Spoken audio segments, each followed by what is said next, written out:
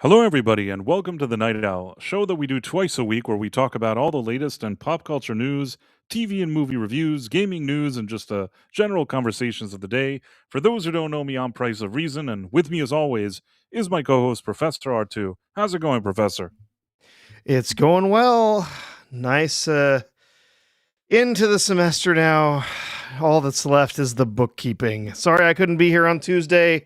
Oh man, I was absolutely swamped with trying to finish getting everything graded and getting everything finished up for my students. And so I appreciate Mark and Ista stepping in and helping out that night. Like I said, I popped to the chat there. I was kind of listening in while I was busy grading stuff because, oh boy, it was rough. But I'm glad. All that's left is what I call the bookkeeping. All the polishing up the grade books and getting ready to report things, crossing my I's, dotting my T's, all of those things. Yeah, there was some good fun here. Ista was about to say some controversial things, and I somehow managed to stop him almost. I almost managed to pull it off. And no, but it was great having him and Mark here as always, of course. In any case, today I saw a movie. It's strange because a lot of people haven't been even talking about this movie. It came out today. It didn't have any reviews at all. Like I saw it at an early screening. Most of the screenings started today, like at 8 p.m. I actually was one of the early people in kind of one of the only places that had it early, like at 1:30 p.m. I was able to see it, and I think it was 1:30, but it was something earlier that most of the theaters didn't have. So I went and I saw like an early screening of it, and I came in expecting the worst because I haven't seen the best marketing for this movie. A few times in the theater, I saw like a trailer, but I don't feel like this has heavily been pushed. It's certainly not getting buzz from the industry trades. And I thought to myself, why is it not getting buzz? Like, why is nobody saying anything? Let's put it this way: there have been movies that have been real stinkers, and the media was very quick to peddle them around and say how great they are and all this other stuff. So I'm like, well, what's wrong with this movie? And I think I figured it out. Do you know what it is? No. I believe, and I'm just gonna, check this now because I think this is the situation that at least some of the funding for this movie came from Saudi Arabia or something like that. And I have a feeling that there's like an unspoken rule that in Hollywood now, if your movie was somehow funded by some Saudis, then they don't like it. Now, I have to be honest here. That I'm not saying that I don't really, I've never been to Saudi Arabia. I'm not claiming I know them or what they do or anything like that. But I will say this: if you need investors for a movie and they invested money and the movie isn't doing something that I think is offensive, do you get what I'm trying to say? Yeah. If it's a movie and they invested in it and it's just a movie, I'm not going to go around and sit there and be like, "Oh no, they say they invested money. How dare they?" Like, I just want to look at the movie. If the movie is good or bad, that's all I'm interested in. And I have a feeling that there's something else going on that we're not being told. It's strange. And initially, first of all, it had one distributor. Then they lost that distributor. Then they had another distributor. And I keep wondering to myself if this isn't one of those situations that somebody is sitting around saying that would be really problematic if these Saudis start investing in movies. It would be better if people don't actually see these movies. I'm not saying that I'm saying that. I'm saying that I wonder to myself if there isn't some kind of behind the scenes effort. Do you get what I'm saying? Yeah. Let me do a quick like check. Did the Saudis invest in the movie In the Gray with Henry Cavill? Let me just write that so it knows. Um, let's see, and I'll show you the answer. Just so you don't think I'm some weird tinfoil guy. And I didn't know anything. I didn't know anything. Yes, Saudi Arabia was involved in the production of Guy Ritchie's action thriller In the Gray, starring Henry Cavill, Jake Gyllenhaal, and Asa Gonzalez. According to reports in May 2026, the film received backing from the Red Sea Film Foundation, a prominent Saudi film organization that supported the project through its fund. Blah blah blah. this is what I'm trying to say, that nobody's going to admit it. There's not one article that's going to admit what I'm saying, but I have a feeling that there was something there. And then it's like, it's distributed by Black Bear International when initially I think it was supposed to be a different distributor. Who was the It was supposed to be Lionsgate initially, I think. yeah, okay, so who was the first distributor? You're saying it's Lionsgate. I understand that I knew nothing before going into it, and I just thought to myself, yeah, both before watching it and even afterwards, I thought to myself, why is the distributor jumping ship? Why are they not talking about it? Um, I guess they're saying that there was a lot of there was delays. I don't know if it was delays that had to do with a writer's strike. There were things going on maybe that had something to do with it, but I can't help but feel like there was maybe something else going on. Just my 2 cents here. Now I'm wondering to myself if they've already posted any kind of grades on Rotten Tomatoes. Let's see, Rotten Tomatoes. What? 200%. This is so fucking weird, Professor. Let me show you this. This is really bizarre. Nobody's reviewed it. Man, there is something fucking fishy going on here. Sorry, Sean. Nobody. There's no scores. There's no scores on this. Nobody's ever seen this movie. There's no scores, not from the, tomato meter, not for the popcorn meter. Now, one out of two things could have happened. It could be that Saudi Arabia thinking to themselves that they're getting not getting a fair shake with something that they've invested in or whatever, that it was decided to just release it and not say anything. That's one option. The other option Mhm. is that these people just don't want to review the movie. Yeah. I mean, the There- movie is already in theaters. I've seen it in the theater. When was the last time you've seen a situation that a movie comes out in the theater and I've already seen it and we go to Rotten Tomatoes and there's nothing? They're happened when too busy shilling for Mandalorian and Grogu I suppose, to go and review an actual film. So very strange, this whole thing. And by the way, not to be like that producer Patrick guy, but producer Price is on the scene here with this because I didn't see this being reported anywhere. Nobody else is talking about this. There's only one man in entertainment that's been speaking about such matters, and that's me. Gavin Unit said a fair shake. That's actually funny.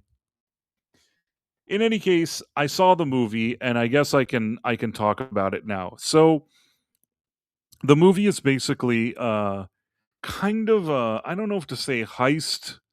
It's not so much a heist, but it has like a vibe, a little bit of heisty, but not really so much. The idea, and I don't think I'm spoiling anything really here, because this is all like you find this out in the first like 3 minutes. Basically, there's a lady, this Isa Gonzalez lady, Mm-hmm. and she's a lawyer. And basically, her job is if there's somebody that owes some hedge fund that they invested money, they took a lot of money, and they ran away with the money. She's the a lawyer you call if you want to get it back. Now she does whatever she does in court, but she also has access to these kind of like mercenaries who go and get back stuff, force some big businessman's hand to pay back the money and things like that. And that's why it's called in the gray, because like it's somehow between legal and illegal. It's like a gray Mhm. area that the Sure. guy may owe money, but the ways of getting it back are very kind of controversial or whatever you want to call it. So her crew, like the people that she calls when she in situations like that, it's basically Jake Gyllenhaal and Henry Cavill, uh, and they're like experts when it comes to putting together the whole military operation around it. The first maybe third of the movie, and some people may complain about it, some people may not, it's a Guy Ritchie movie. He has his own kind of style. The first maybe 30 minutes of the movie really prepares you how they're like preparing for every scenario that could happen in the movie. I didn't mind it. Some might say there's a lot of like voiceover narration, a lot of like quick edits showing like maybe it's a little too like that kind of trademark thing that Guy Ritchie does, jumping from here to there, titles on the screen, people explaining. But you know what? It's his style. I didn't I understand, maybe some people it's not to their liking, but I it didn't really bother me that much. I thought it was interesting because I realized that they're showing you all these different scenarios that could happen because it's a bunch of planting basically. You could say it's like exposition and a ton of planting, but it's done in kind of a playful way, and I don't mind it. Then you have like probably a second act where some things happen and things kind of shift gear, and then there's like a third act which is a grand finale full of action. Okay, this is an action kind of movie. If Sure. you don't like action, if you want like people talking about their feelings all day and like all this kind of serious stuff and violins playing and things like that, you're not going to get it with this movie. This is a very much like straightforward thing where it reminds you of those kind of movies where somebody has to pull off a heist, although in this case it's not really them pulling off a heist because they're trying to get money from a person that actually owes this money. So it's not really that they're stealing from him as much as they're just collecting a debt for somebody. Do you get what I'm saying? Sure. Yeah. And the guy, there's a big bad guy, he's like the big businessman that owes all this money, he doesn't want to pay it, trying to stiff people, and he's like this big kind of big time criminal, and he has a lot of thugs and things like that. The movie itself, like I said, it hits the beats it needs to, it sets up whatever it needs to set up. Is it the best Guy Ritchie movie I've ever seen? No, it's not the best. If you're going in here and you're expecting like Snatch, you're not gonna Yeah. get Snatch. If you want Lock, Stock, and Two Smoking Barrels, it's not gonna be that either. You're not gonna get that. Are you with me? Yep. Yep. So, I honestly, I don't know if Guy Ritchie's capable of making that kind of movie anymore. He doesn't feel like he's got the same edge. But I still enjoy his work. So yeah. yeah, no, I mean, I enjoyed as well, and, I'll tell you this, there have been a lot of crappy movies I've seen in recent years, and I think that, I'll explain stuff that maybe doesn't work about it, but I also wanna say some stuff that does, I think, work okay. For starters, there's nothing about this movie that gives me the feeling that it's woke, Hmm. like, for lack of a better word. It doesn't feel like it's trying to lecture you, there's no kind of weird shit that they tried to, sorry, Sean, shove in there. There's nothing like that. You watch the movie, you like action, you like some fun, you're gonna get that from this movie. Now, do I think that the banter between the people could have been better than this? Sure. Could there have been writing that was better? Yes. Do I think that Guy Ritchie needed to do stuff that was a little more inventive in the movie? Yes, because I think that the movie is very much at times kind of a by the numbers. It doesn't. You wanted to do something a bit different that maybe you haven't seen, and you get this feeling that if somebody is capable of doing something a bit different, it's Guy Ritchie. Like he has the capability of giving you something extra, but it's almost like he's holding back throughout the movie and not going all in certain parts. And those are the parts that I'm kind of uh, I know that the movie could be better, but it doesn't feel lecturing. It doesn't feel woke. I will even say, and this could have been a reason, although I don't know for sure. There's sort of something in this movie where I interpreted. I don't know if other people do or not. I think that I interpret it as that these two guys that are sort of like bros, working in their military, whatever. Whereas Jake Gyllenhaal is more kind of cynical and douchey, and Henry Cavill is a little more kind of like you know decent, seems like more like a more decent guy. They sometimes have these kind of weird jokes that are like banter that almost seems like they're doing this how do I explain they're kind of jokes as if they're dudes that are into dudes but they're not really into dudes.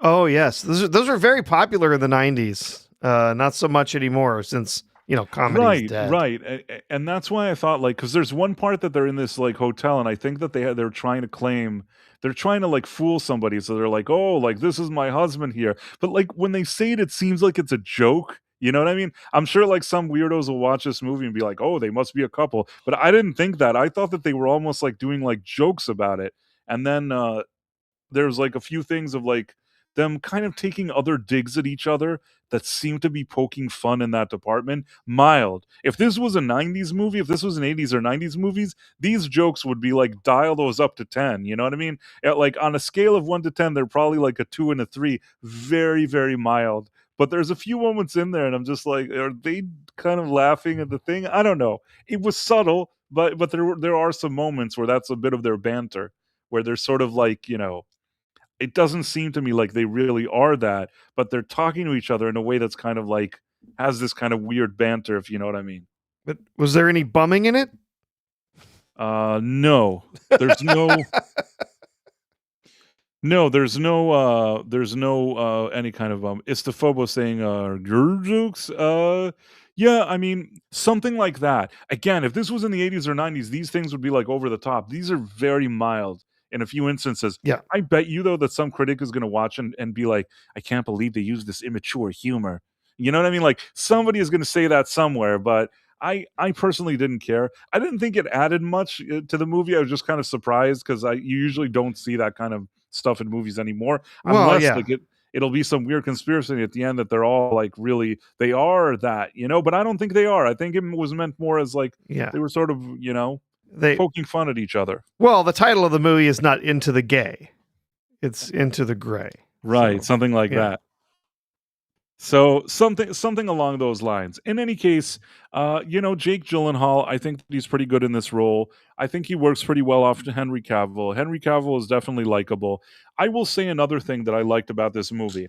We've seen so many times in the past maybe 10, 15 years, 10 years at least, that they do the whole girl boss thing. They bring like a woman, she's the best at everything.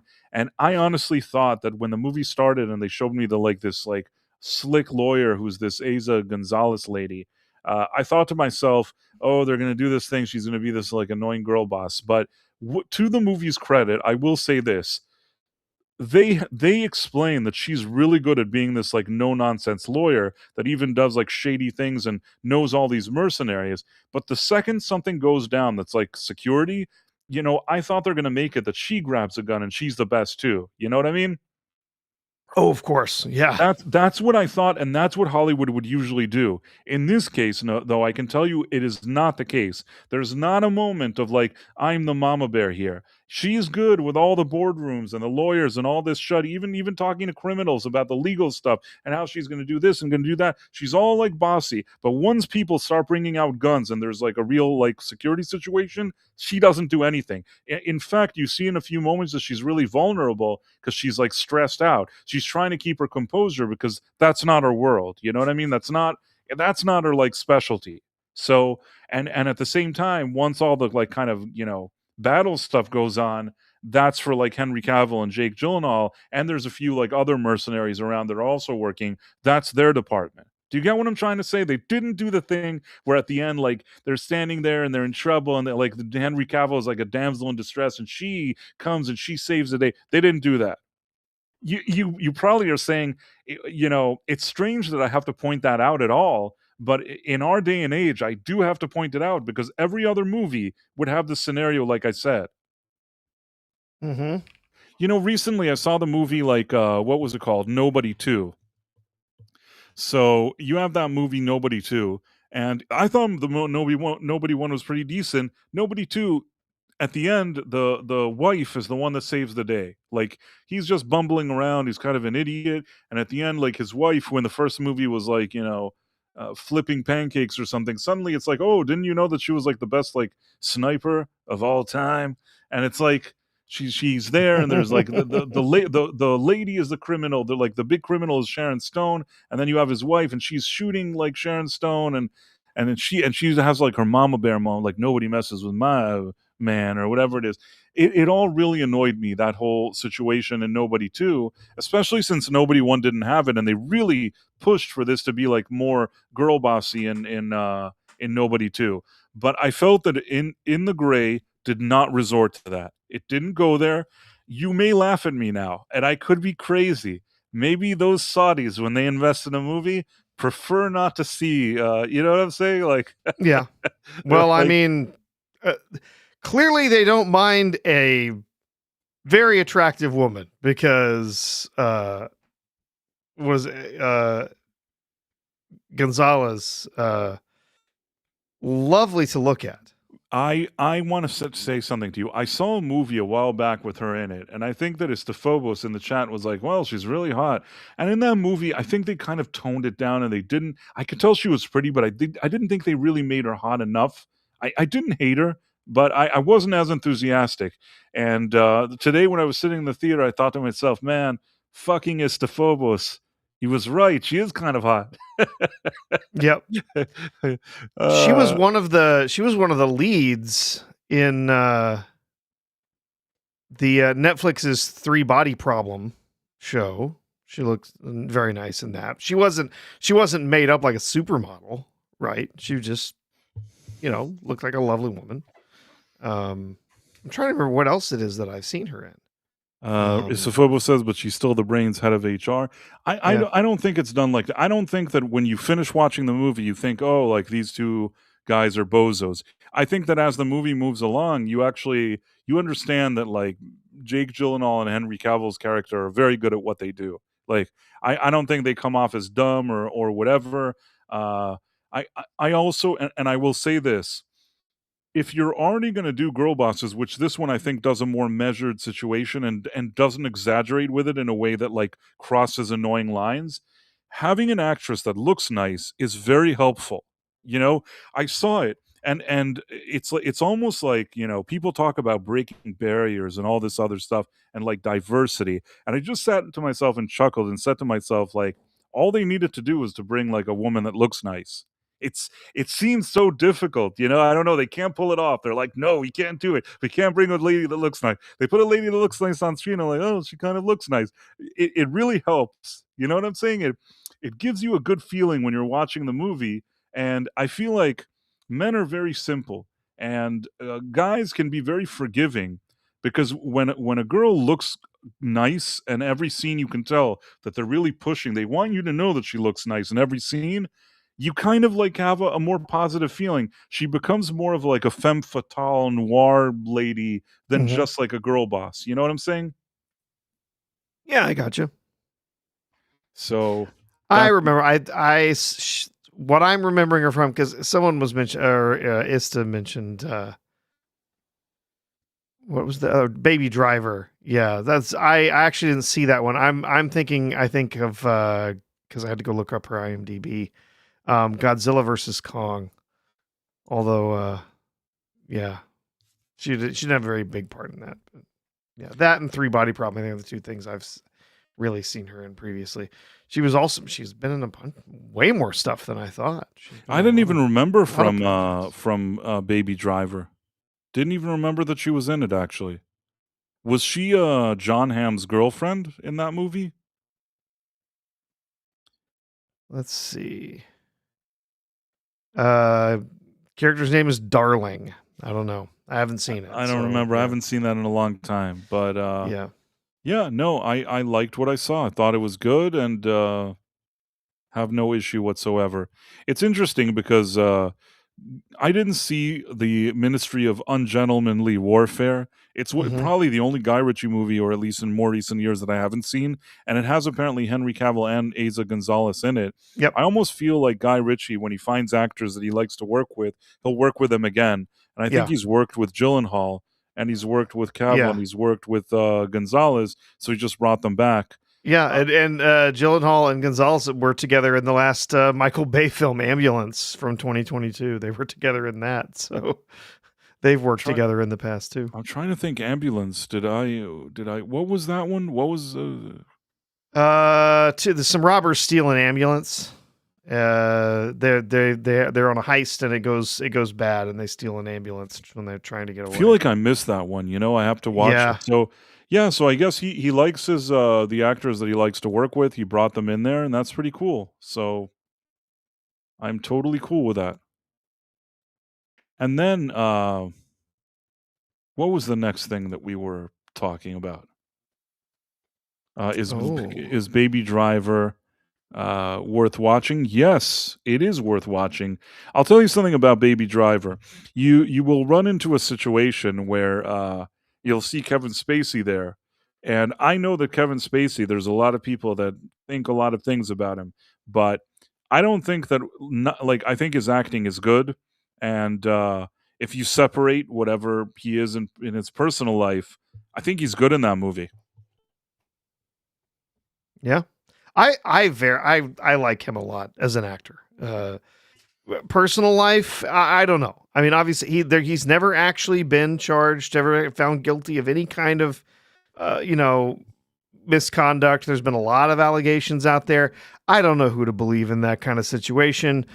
But I will say, just taking that out, I think he's a fantastic actor. I've seen him in a bunch of different projects where I think he's just incredible. But yeah, I mean, you when you hear some of the stuff that you've heard, it's hard to kind of separate that out, right? But yeah, Yeah, I mean, he's never actually been found guilty of any of the allegations. all I So know is,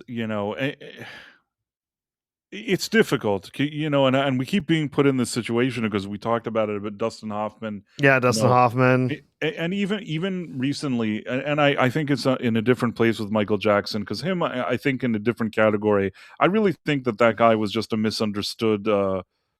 A very very eccentric and strange guy, Michael Yeah, Jackson, but super yes. talented. I think that's a different scenario there. With these guys, with people like Dustin Hoffman and Kevin Spacey, I'm going to say things now that are going to be super controversial. I probably shouldn't say them. I I know a guy that used to be in some kind of scene that was like parties and things like that, and, I'm not gonna say where this was or what town or what location or anything, but apparently, this guy was, at some kind of high-end, type of either parties or whatever where, Kevin Spacey a few times showed up, and the way he described it is, and this is what I was told, I'm only relaying what somebody that has some kind of knowledge told me. Are you ready? Hmm. He said to me something like that sometimes, when it's more of an LG male type of situation, they're very forward. They could be very forward in certain situations, Hmm. especially at parties that are more that way. They could be like, I don't know if it's still like that today. Maybe the rules have changed, but at least there was a time where like the interaction was a bit more forward. Uh, Kevin Spacey, at least from the things that they said that he did, most of it sounded like he was maybe uh aggressive. Do you get what I'm trying to say? Yeah, Like, and I mean that's it's funny. There's somebody having a conversation the other day talking about how uh if like when they were dating, many years ago, right? Like in the dating in like the 1970s, like the stuff that was just the norm back then, the comments, the skirt chasing, all the stuff that happened. Like today, they'd be in jail. right. I like, mean, like it's just it's a different generation. It's a different thing. Like it's a different way of interacting. It's not that they were doing anything particularly wrong. It's just that behavior is not accepted. And so yeah, it sounds like maybe you had one person engaged in behavior that they thought was totally acceptable in the situation, and someone else that was not interested in that had a different perception of what was acceptable. I don't know. yeah, I mean, again, and I don't want to say that people that say that maybe somebody crossed the line that they don't have, they should be able to have a voice for sure. And I don't think that it's a situation that you should just ignore anything that anybody ever says. But in a lot of cases, and I'm zooming out here, it's not just him or this guy or that person or whatever. In a lot of these cases, when you come suddenly like 10, 20, 30 years later saying something that in some cases isn't, it sounds inappropriate, it sounds, even in some cases you could say, well, this doesn't sound good, but in some cases at least it doesn't sound like a line was crossed that would, you understand what I'm saying. Yeah, yeah. I guess It's just saying that it was him saying that on Tuesday night. yeah, no, he was saying that. I think that is to said it because I was saying I don't remember. I listened to too much stuff. what I was saying last time, and I think I'll tell you what Ista said. I said something like back in the days when you had like Studio 54 and these kind of parties. I'm sure that if you brought like a 2026 like laws and norms to a party in the 70s like at Studio 54, that evening would end with like, about 70 court cases. You know what I mean? It's just because times were different and it was just a different situation. Ista was saying that he lived through that time and he could confirm, firsthand, the times were very different then. And I understand that. So it doesn't mean that it can't be that somebody like, these actors that we're talking about, maybe they were too arrogant and too greedy, and they were in a position of, they're celebrities, and they're allowing themselves, to maybe be inappropriate in a way, already, that's like, that's maybe not cool. Even for that day, it's not cool. But when so much time goes by and it becomes this kind of strange hearsay where somebody just says, hey, like 30 years ago, this and this, it's just very difficult. It's a difficult situation in general. And that's even if I'm not looking at who's right and who's wrong here. It's just a very difficult situation to evaluate. They have like something called Yep. the statute of limitations, because at some point it's just difficult to go back and say, hey, 30 years ago, X, Y, and Z. I think in some cases they change the rules, they don't change the rules. I don't really know. I'm Yeah, not. yeah. If there's a statute of limitations, unless it's Donald Trump, and then they're going to change the rules for the entire state just so that they can go after Donald Trump. Yep. Yeah, exactly. So, at the end, I'll go back to your initial comment. I don't know what's good or bad. I don't know who's good or bad, and I don't know what happened and didn't happen. The best I can do is try to look at, like, courts, or what courts have decided. We were talking about Michael Jackson. He had a very publicized trial that didn't not only didn't go anywhere, it actually made the people that tried to accuse him something look like they were lying, for whatever that's worth. You had Kevin Spacey that they said 2 seconds from now he's going to be in jail forever, and there's 70 cases against him.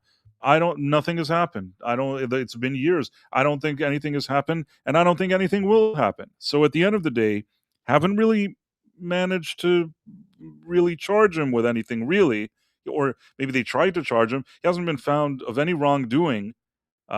One could make comments about that. They could still say he's very sneaky, he's very this. I don't know. All I know is that certainly, by the time all these people made these, claims, this was a time where people were listening. You know what I mean? This was a time where you could make those claims, and supposedly they would be taken seriously.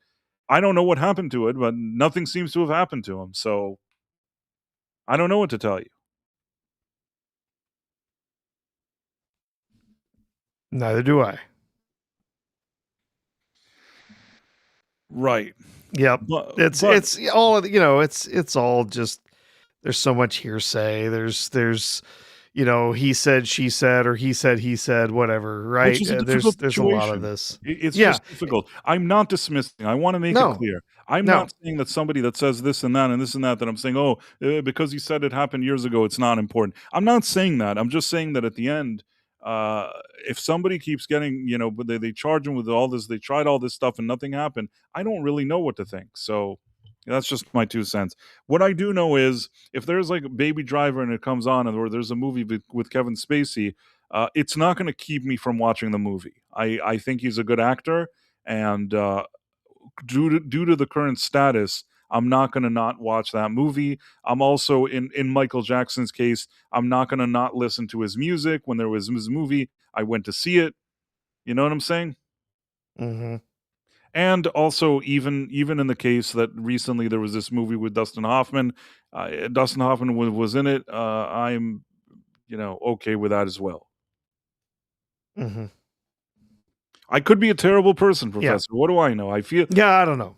Yeah. I mean, there were a lot of different things that happened. Obviously, there was the stuff that happened with Kevin Spacey. There was one particular actor who accused him of some unwanted advances. When he was a yes, yes. younger man. There were some other people that made similar accusations. There were people on the set of House of Cards who claimed that at the time when this was happening, that Spacey was creating a really inappropriate predatory environment.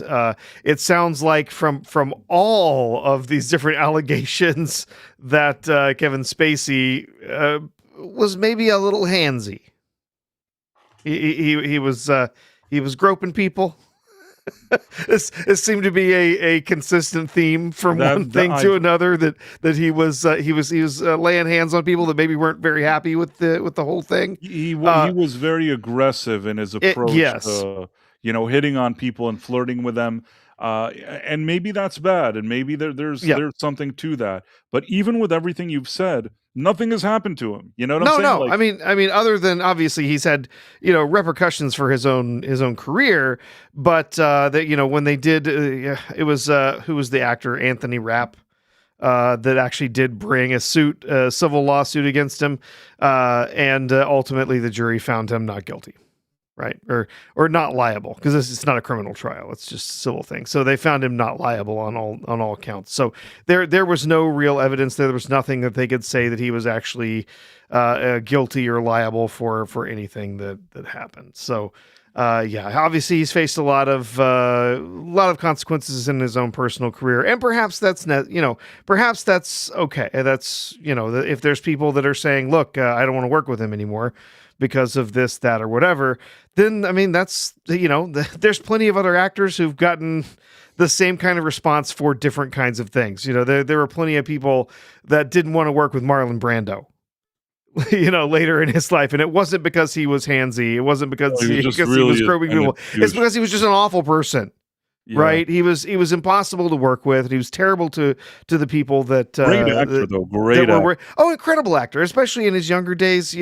On the Waterfront to this day, still an incredible film, That could have and been a contender. it could have been a contender. Yeah, Charlie. Yeah, I mean, fantastic film.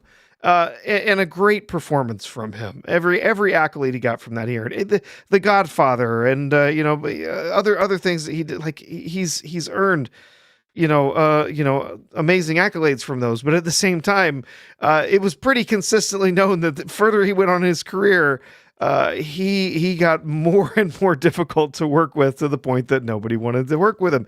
The same has happened for another of other actors for various different reasons, and not all of them sexual in nature, right? A lot of them just have to do with attitudes and personalities and whatever, that people just decide we're not going to work with that person anymore. So that kind of thing happens in Hollywood. Gandalf identifies as a white whiz, says Katy Perry was harsh to Batwoman. Yeah, that's another story that recently I saw. I didn't even know how to Ugh. report on it. Apparently, she claimed that I don't.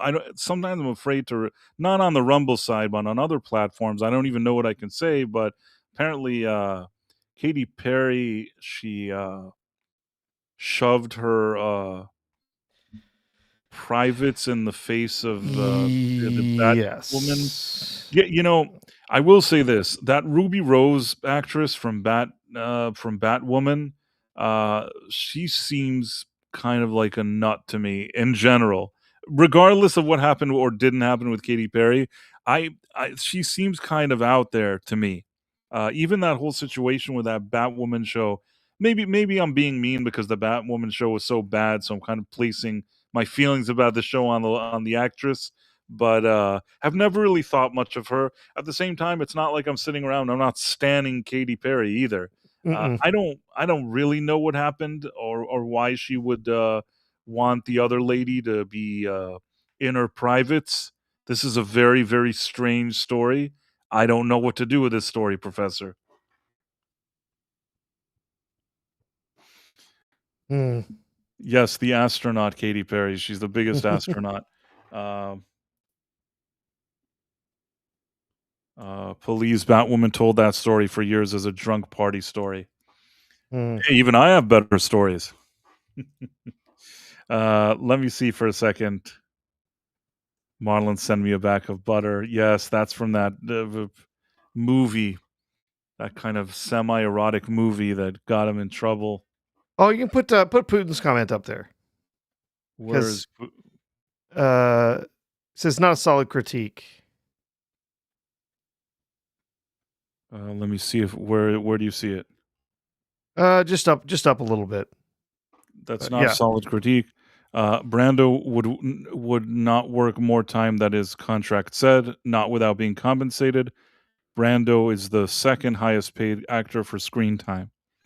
And you're right. Brando was actually very, very strict about, like, he wanted to, like, if you paid him for the contract, he was going to be there. He wanted that to be like a workers' rights thing, right? And he believed in that, which is, there's nothing wrong with that, and in fact, that's a good thing. I think that you have to have actors, especially those who are like the first in their call sheet, to be advocating for that kind of thing, to not be abusing actors in their time. And that's true. And there were some people that got very irritated by that and did not want to work with him. But for the most part, a lot of directors, a lot of producers decided that they did not want to work with him, not because he was strict about his timesheet, not because he was, grumpy about, having extra calls and stuff like that, that he might not be paid for, but because he was terrible to a lot of the other actors on set. If he was terrible to the people who were running the production, he would not listen to direction. He would, it got ridiculous at some points. And so he would show up on set and decide, no, I'm going to do the scene this way. I'm going to do it that way. And the director was like, no, that's not what I wanted to do. And he would decide, no, I think I'm going to come out wearing a tutu. And what? Like, it was stuff like that. Like I would have to look up some examples, Putin. I don't have any exact ones right off the top of my head, but I've read about some of these in the past. Well, again, so just to sum up everything, I don't know how we got to all these detours. 'Cause we're talking about Baby Driver. I'll still watch movies with him in it, and especially all I can do is sort of look at the courts, and if the courts said that they couldn't find anything, then I don't really know what I could do better. I can understand. I'm not dismissing that maybe a guy is inappropriate, and maybe that guy did some inappropriate stuff. Not dismissing it. I don't know what to do beyond just. It's a tricky situation, I guess. And and Putin says Val Kilmer was a little like that. Actually, yes, he was. yeah, Val Kilmer was known to Val be kind Kilmer. of There's a difficult. reason Val Kilmer missed out on a lot of roles, and it's for the same reason that a lot of people didn't want to work with Brando at some time, because he was incredibly difficult to work with. He was erratic. He was frustrating to work with. He was kind of a diva, and he got that reputation very early. And so that was a problem. You've got other actors who've gotten similar, reputations. Ed Norton is one who, again, I think Ed Norton is an outstanding actor. I agree. I think he's great. He has given some incredible performances. Yep. But he has gotten a reputation for being a perfectionist, for being a real pain on the set, and so that's a lot of people have just decided they're not willing to work with him in a situation where they're like, you know what, can we find someone else, because we don't want to work with Ed Norton. He's just going to be too much of a pain to make this happen, right? There was the movie Island of Dr. Moreau that had both Val Kilmer and Marlon Brando. It is a nightmare. Pretty much imploded. It imploded, that production, because it's too much. You can't have those two guys at that moment in time on the same production, which already had issues to begin with. But those two guys, that was the end of it. Yeah, if I remember, that was one of the ones where he was making wild demands all the time. He would show up after being given his sides. He would show up with the script the next day, and he would say, "Nah, we're gonna rewrite all of this stuff. This was a Brando thing." He's like, "No, we're gonna do the lines this way. We're gonna change it. We're gonna rewrite these things, and we're gonna do it this way. And oh yeah, at the end of the movie, I'm gonna take my hat off, and you're gonna be able to see that actually I'm a dolphin." Right. That was his idea in the Island of Dr. Moreau. Oh well, there's all these animal hybrids, whatever. I'm going to take my hat off at the end. I'm going to have a blowhole on my head, and people are going to know I'm a dolphin. That's funny. What a wild movie. Crazy, weird, erratic behavior. But the movie itself, as bad as it is, it's kind of like you can't look away. Oh 'cause yeah, it's no, it is a fascinating. fascinating train wreck. It is. Fascinating train wreck. I remember I didn't know anything about this movie, and I had a friend, and at the time, laser discs were a big thing. And he had a laser disc of the island of Dr. Moreau. I didn't even know what it is. I came over, I was at his at his place, and he like pops in this thing, and I sat there and watched it with him, thinking to myself, what is it? Like, I mean, I went in cold, I didn't know anything about it. And man, was that a crazy movie. But as weird and probably bad as it is, hard to look away. Yeah.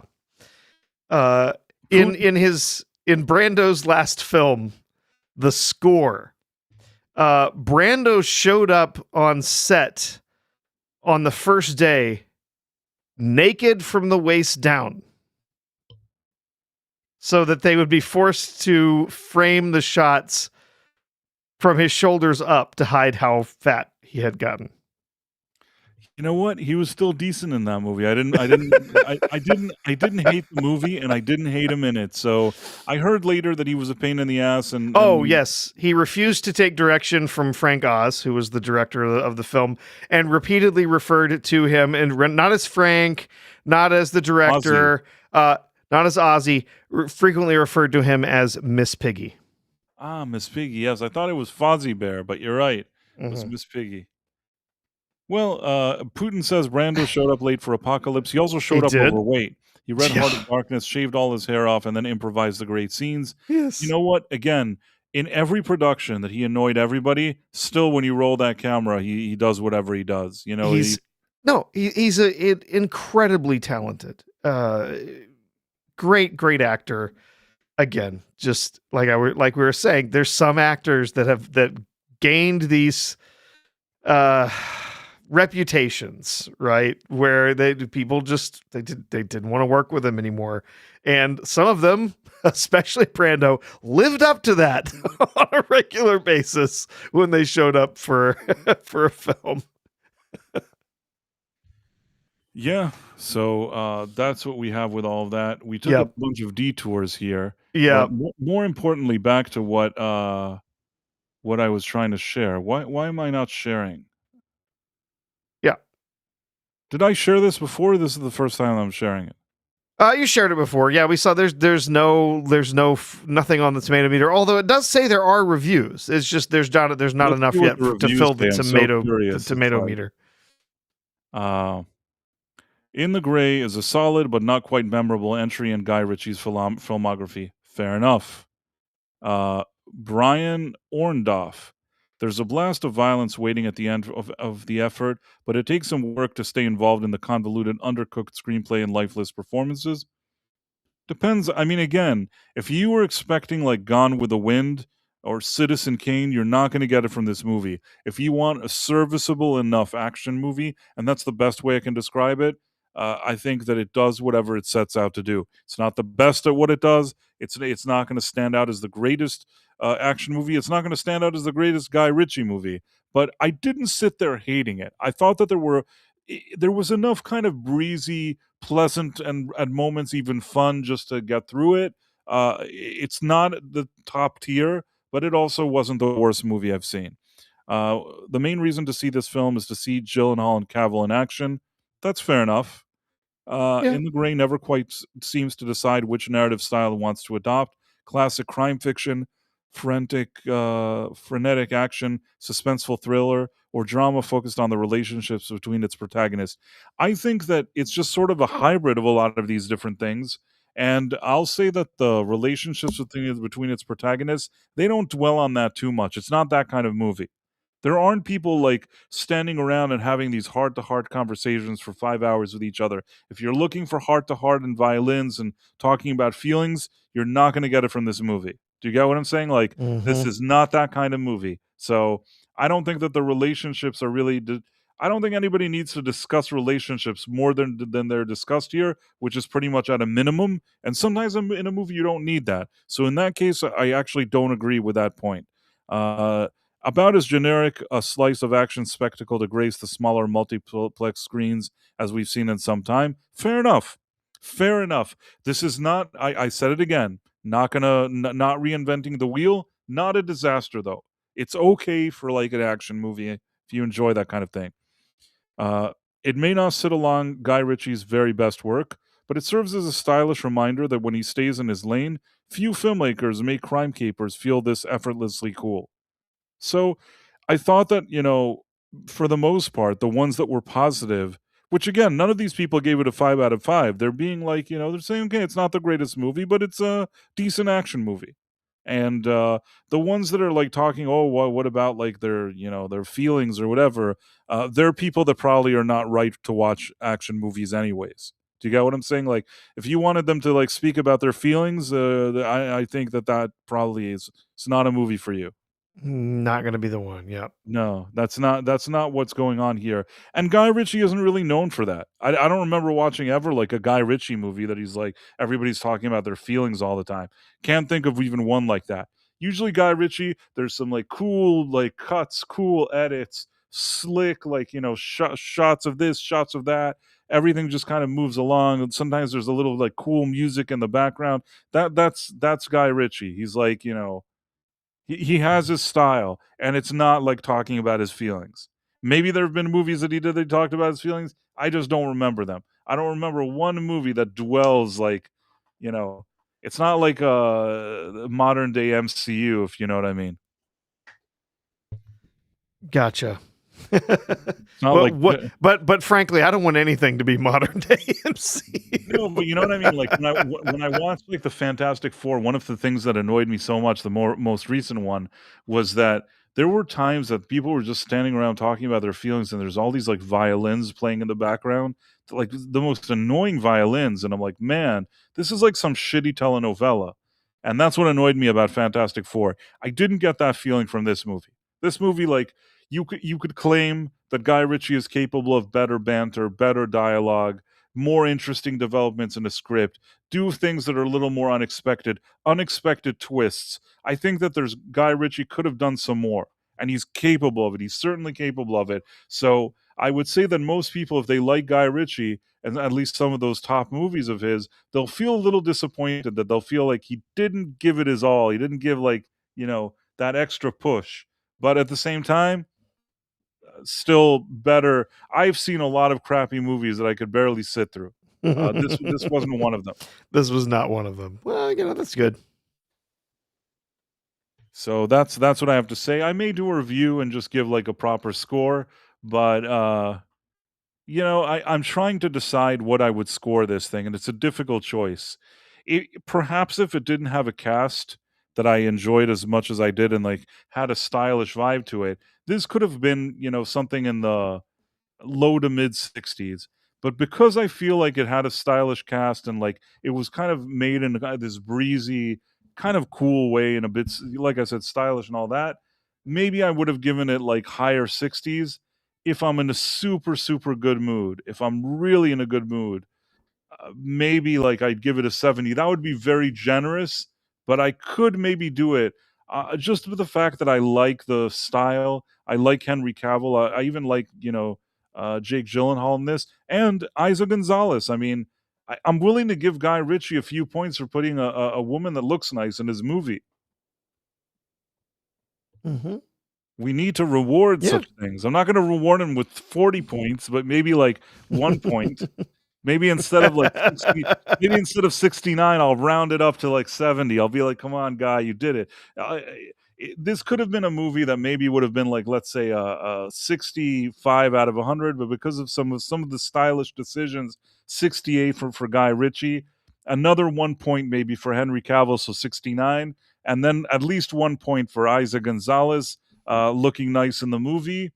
I think I could maybe then bump it up to a 70. Generous 70, but maybe I could do it. Gotcha. Professor's really intrigued by all my thoughts No, on this. no. I'm glad I am glad to hear that you are seeing more movies that are enjoyable than movies that are You disastrous, know, because I got a feeling that the rest of this summer is not going to go quite so well. yeah, no, there have been some decent movies this year until now. Yeah. Listen, there's probably been a lot of crappy ones that I just didn't watch, but I do like the fact that I found some good ones. I haven't So gotten your review of Animal Farm yet. I didn't it's funny, I didn't even see that one. There's things this is the funniest thing. In the past, when I had a little more time, and recently I had a little less time, there would have been movies I would have been quick to see because I know they're bad and I want to review them, like The Bride. But I didn't get a chance. I just didn't get a chance to watch it, so it just came and went. And I'm sure it was a terrible movie. I didn't get a chance to even do a review, watch it, or make a video about it. Same thing. There was Animal Farm. Maybe I would have watched that and thought it was annoying, but didn't get a chance, so it just kind of came and went. Honestly, with Animal Farm, I'm gonna say something. Okay, let me make it clear. I really didn't have time to go see that movie, and if I do, I'm gonna give you my most honest opinion about it. But I'll tell you what I think. A lot of people were piling on Angel Studios, and maybe rightfully so. Maybe they made a big mistake with that Animal Farm. It certainly looks that way. I am not contesting that in any way. I just, for me, I want to believe that perhaps Angel Studios just took an unfortunate misstep. I don't know what events led them to making that movie with the people that they made that, but I'm really hopeful that perhaps there will be a course correction. And the idea that they have the crowdfunding and they do these kind of inspirational movies, I generally usually like what they do. Like I like the idea of that company. I'm not saying that every movie of theirs is necessarily a slam dunk, but the idea of how they get things done and where their attitude has been until now has been a slam dunk. And I will say that I've even had a situation where I've, you know, I'd say, met some people, met some people from those from the studio. I've had a few chances to like communicate a few people that I, spoke with or whatever it is. There seem to be some nice people that work at that studio. I say that not just like I'm not a shill. Nobody's paid me to say anything. There's never been like a dollar exchange between me and Angel Studios. I mainly probably because I'm not just maybe I don't know how these things work, but I guess I'm not one of those like Angel Studio partners. You know what I mean? There Sure. were people that they sent the movie to, and then they said the movie was good, and they They paid them. I they was did not approach you with a five-figure amount to get you to push the movie like they did some other influencers. I was exactly. I was not approached by anybody. They didn't say anything. But even in the past, they never said anything. I never had that kind of relationship. Also, let's be fair. I don't have a million, subscribers. Maybe when you have a million, you become like a partner, and it's worth it for them, to pay money or whatever it is. I guess I don't have a million, so it's not worth it for them for whatever reason. Not that I think. I mean, we have some people listening to our streams. We have some people watching stuff that we do. But Yeah. it's fine. I mean, they didn't see fit to send me a Yeah. screener or ask me to do it or offer me a partnership or whatever it is. And I've never been a partner on anything else. Any movie I've given my impression of, that is my honest opinion. But at the same time, in order to be fair, anytime I've dealt with somebody from that studio, they were way nicer than a lot of like your typical Hollywood people. They seemed really nice and had really good intentions. And I'm so hopeful that this is a situation that they can correct. I thought of making a phone call and calling one of the people at that company and saying, "Hey, what are you doing?" But I thought to myself, maybe it's a bit familiar, you know what I mean? Like nobody asked you for my opinion. I wasn't even offered a partnership, professor, so how am I going to tell them what to do with their business, you know? Yep. Again, if they would have offered a partnership, I wouldn't have said it was a good movie if it was bad. The only way that I would have done it if it would have been like they're offering me like 100 grand, in which case, like I admit it, like if I had millions and they offered me 100 grand, I wouldn't do it. But like right now, and it doesn't make sense because there's no reason for somebody to pay me 100 grand. Somebody said like we're giving you 100 grand. You have to say that this movie is like the best movie you've ever seen. I'm sorry, but I think for 100, I'd do it. I'd get on the thing and I'd sit here, I'd do the stream with you, and I'd say, Professor, saw that thing? It's the best thing. It's the best I've ever seen. Like, I would do it because, like, 100 grand, but they're not paying 100 grand to anybody, you know what I mean? Even the fancy ones with the big channels, they didn't pay 100 grand. I don't even know this movie cost 100 grand. I I don't know how much this Certainly mo doesn't feel like it. No, it doesn't look like it cost 100 grand. It doesn't look like it cost more than that. Uh, yeah, I guess, Big Sur River says a good comment here. Let me see if I can find the comment. Angel Studios went corporate and no longer independent. That's really a shame that they did that because there was something so nice about them. I'll tell you what, uh, back in the day, sometimes when I do reviews, I had this thing where there was like a dog with like sunglasses or something, and I'd usually I'd have the dog and the sunglasses in a part that I talk about that I'm going to review the movie or something like that in the middle of my video. And it was kind of like a motif that like, there's a dog and maybe there's a dog that had something on his head or I don't even know, had books and wearing sunglasses. I don't even fucking know, Professor. Sorry. Sorry, Sean.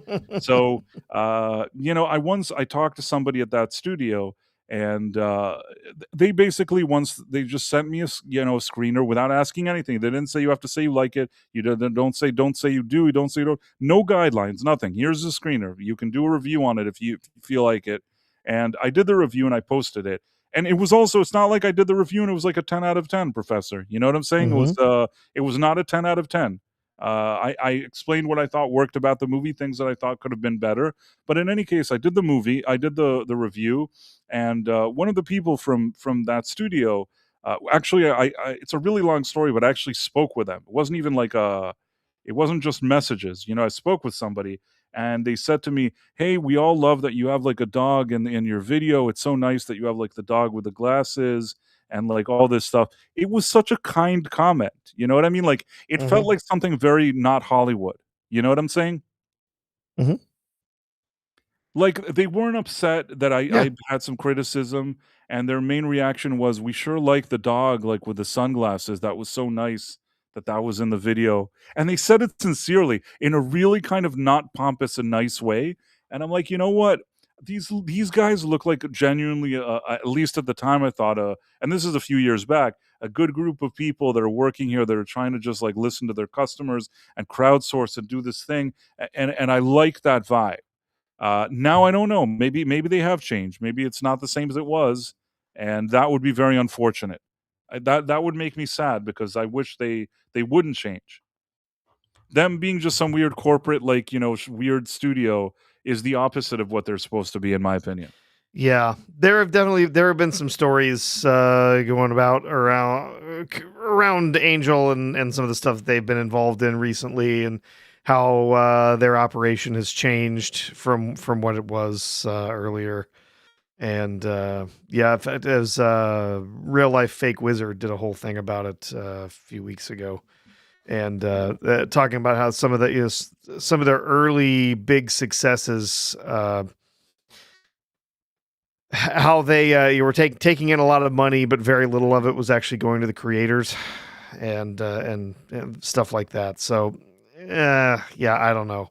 Yeah, I'm glad to know you had a good experience with them. I hope that continues. I hope I haven't talked maybe to anybody I hope there. maybe that this foray into creating this communist mouthpiece with Seth Rogen and the rest of the people in that film.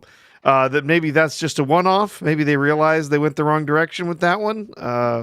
Pay I more hope attention to so. what they're licensing. I don't know, but I yeah. certainly hope so, and it's also weird that they never even forget about the partnership that I keep that's half a joke here that I'm saying about the partnership.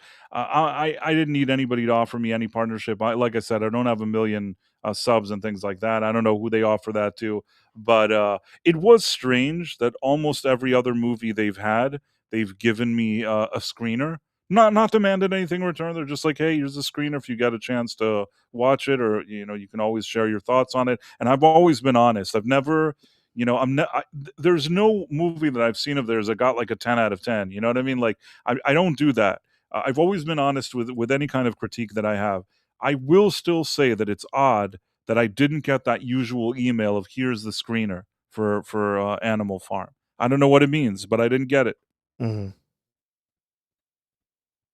Yep. Fix the glitch, Professor. They fixed the glitch. They Yeah. fixed the glitch. That's what I feel like. Any people that I'm involved with at the end, they fix the glitch, unfortunately. Uh, Well, I don't know what to that's think why we are here, anymore. Price, But dude, Broseph. What do you yeah. what did I'm trying to see the context. Yeah, they were sent a doozy, so I'm not holding it against them too much. I don't know what he was saying that I was that's what we're here for. But thank you, dude, Broseph. It's always nice seeing you here. Uh, they were I wholesome. I I think that think may they're be over. he's saying that they're here because you're not being bought by them. You're still reviewing things, you know, your way, and you're telling the truth about what it is, you know, your opinions about the films, and even if you're given early access or whatever like that, it's still that you're being genuine. I could say something, but it would be very petty, so I'm gonna keep it to myself. I think. Should I keep it to myself or no? I think you should keep this one to yourself, Chris. Okay. No, we don't want to be petty.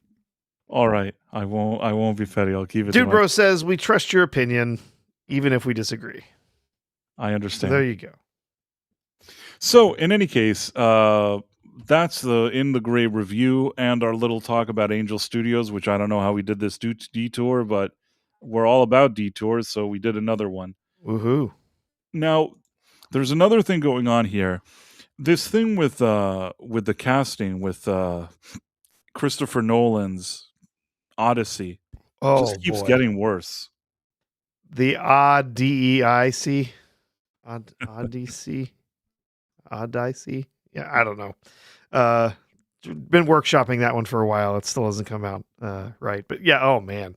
What a nightmare. And it seems like it just gets worse by the day. There was a huge did you see the Variety story about it? Well, I mean, let me show you Yeah. a few things here. First of all, it starts off with entertainment. Elon Musk supports. Do you see this? Yep. Supports full commentary about the Odyssey casting reports. I mean, this is so weird. I dislike it that anytime anybody has opinion, they roll out the same stupid thing over and over again. Well, again, this fits the studio playbook. This has been going for close to a decade now. This studio playbook where we're going to cast this diverse person or this person, this black person or this person who has this, racial makeup. We're gonna hire this person who has this disability, or we're gonna hire this person who has, some sort of marginalized identity.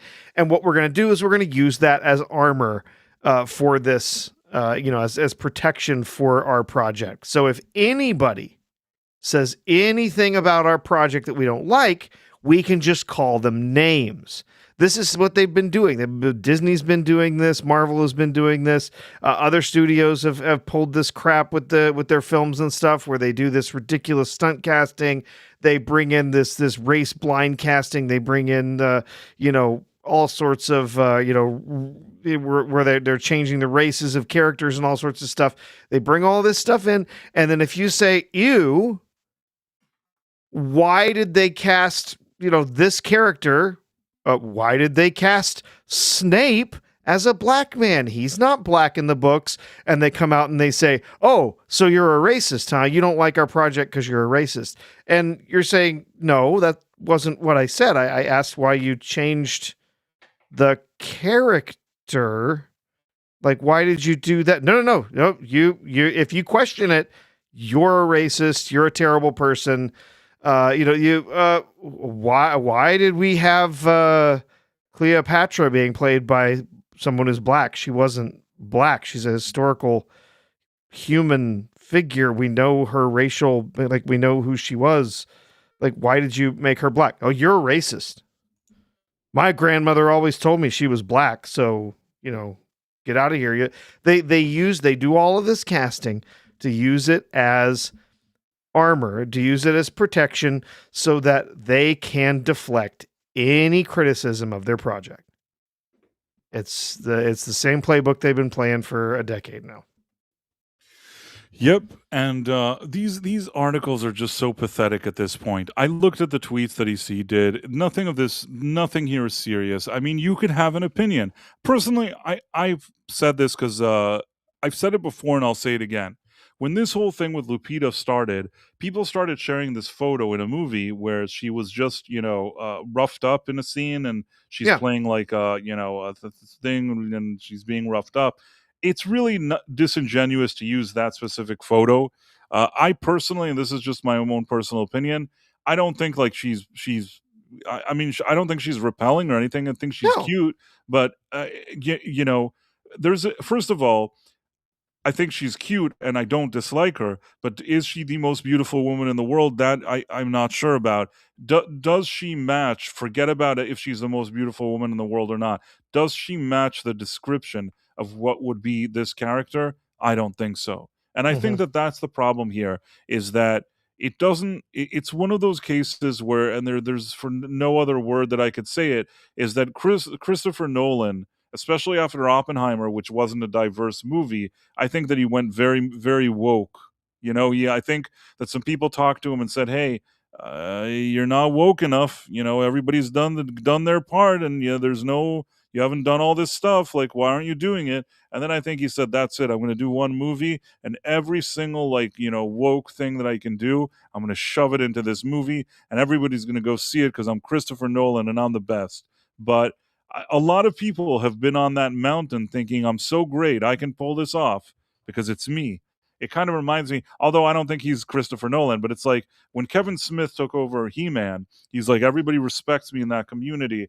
I can make it woke because they're gonna trust me because I know what I'm doing. So don't worry about it. It's gonna be super woke, but I know how to get it done. And then he did it, and everybody thought he was an idiot. You know what I mean? Like, it doesn't matter who you are and what credibility you have. Once you go that route, it's probably not going to end up well for you. Hmm. James Cameron did that with Terminator Dark Fate. He returned as producer. He was part of the reason why they killed John Connor in the first 5 minutes. He's like, if there's one person that could pull it off, it's me. And nope, you couldn't pull it off. He tried to throw that Tim Miller, whoever it was, under the bus, but I hold him accountable as well. And we've seen that on many occasions. Like, I'll give you another example. RTD, Russell T Davies, the second time he came back now to Doctor Who, he's like, "You want woke? There's one man that could do woke here, and everybody's gonna love what he does.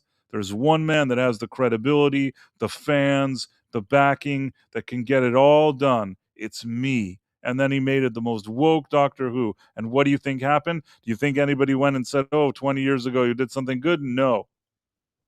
Hmm. Like they say in Hollywood, you're only as good as your last project or whatever it is. And all that people know from Russell T Davies now is that he flushed Doctor Who that down the toilet. And I feel like Christopher Nolan is entering that kind of realm now, if you know what I'm saying. It does feel like that. So yeah, I don't have a problem with Lupita Nyong'o. I think she's a lovely looking woman. Don't have a problem with her. I think she's fit and she's attractive. I don't Is dislike her, is honestly. she? And honestly, I've seen her in a couple of things besides Marvel, which I mean she's basically wasted in. But I she's fine as an actress. I don't have anything against I don't think her. she's a bad actress the either. I really the don't thing dislike her. is, Yeah. yeah, I mean the thing is that is it is not Helen of Troy. Helen of Troy in the Odyssey, of course, you have to go back to the original Greek. You have to think about the different translations, but essentially, she is described as being blonde with striking eyes, dark or potentially blue eyes.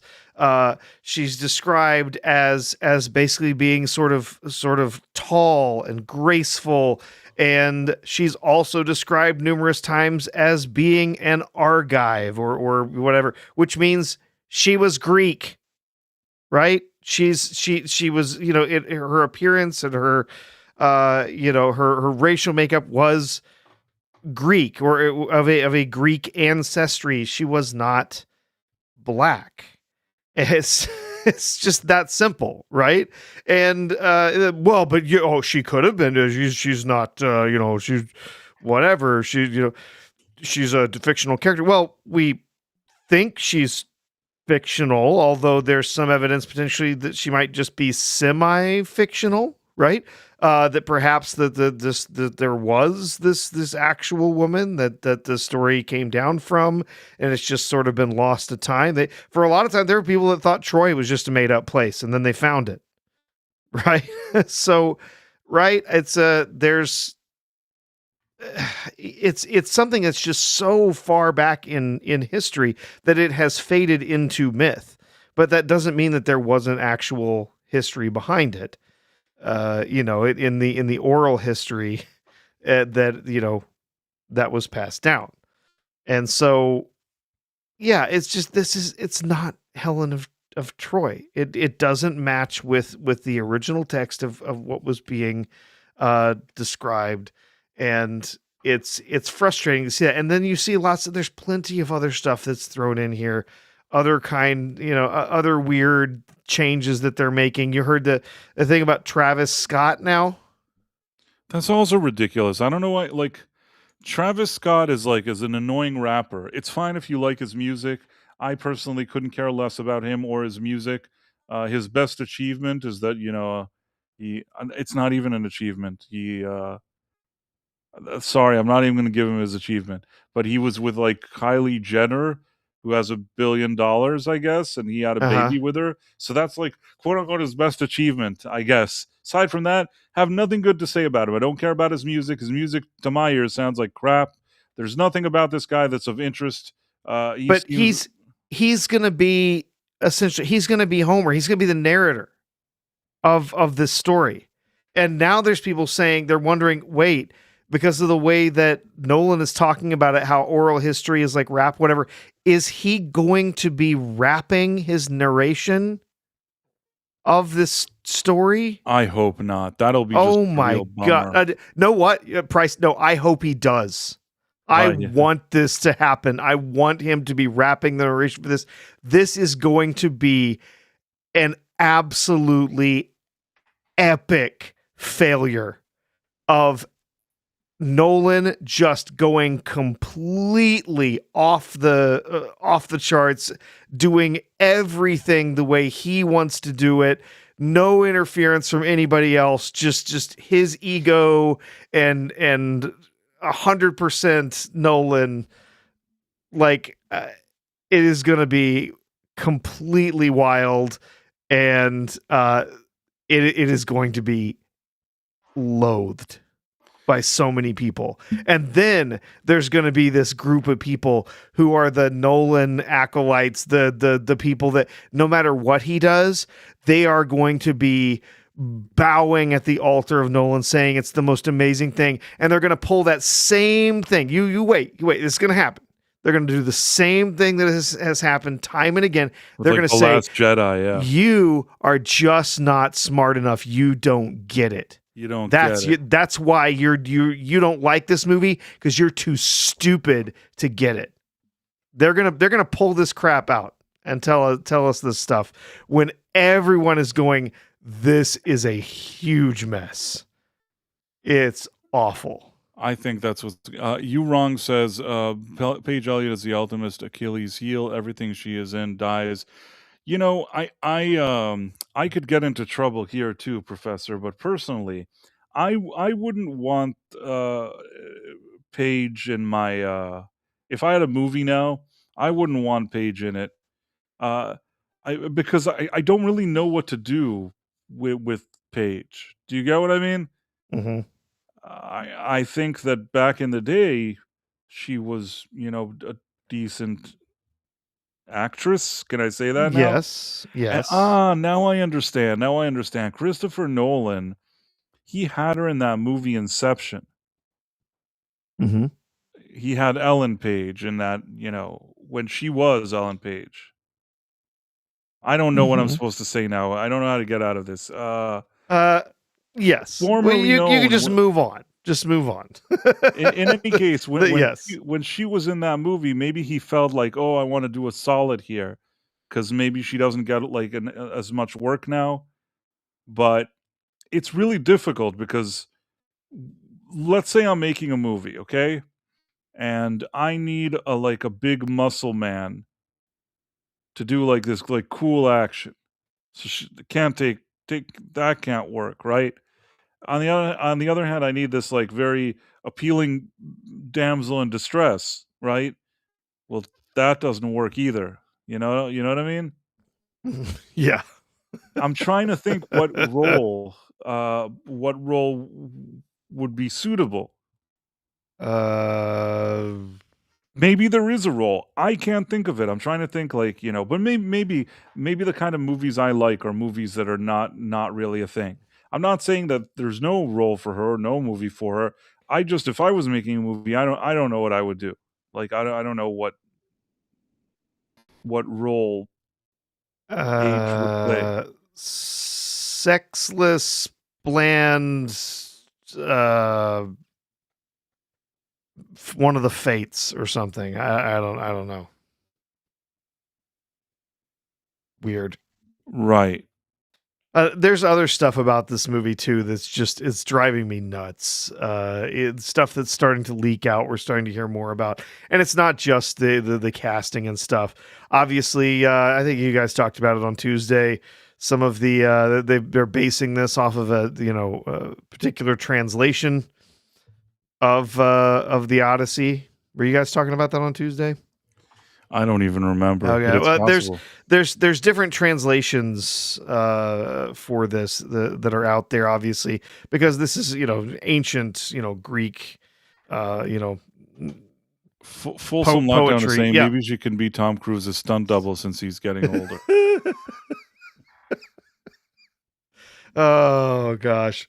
There's many different translations that have been made of Homer's epic over the years, and he has decided essentially to base his stuff off of one of the most recent ones. It was done by a woman specifically, so she could be the first woman to translate all of Homer's epic, but also to insert a whole lot of feminist ideology into the translation. And this is the one that he says he has built his movie on that translation, which it also has tons of modern language in it. Like we see in the trailer where he says, "My dad is coming home."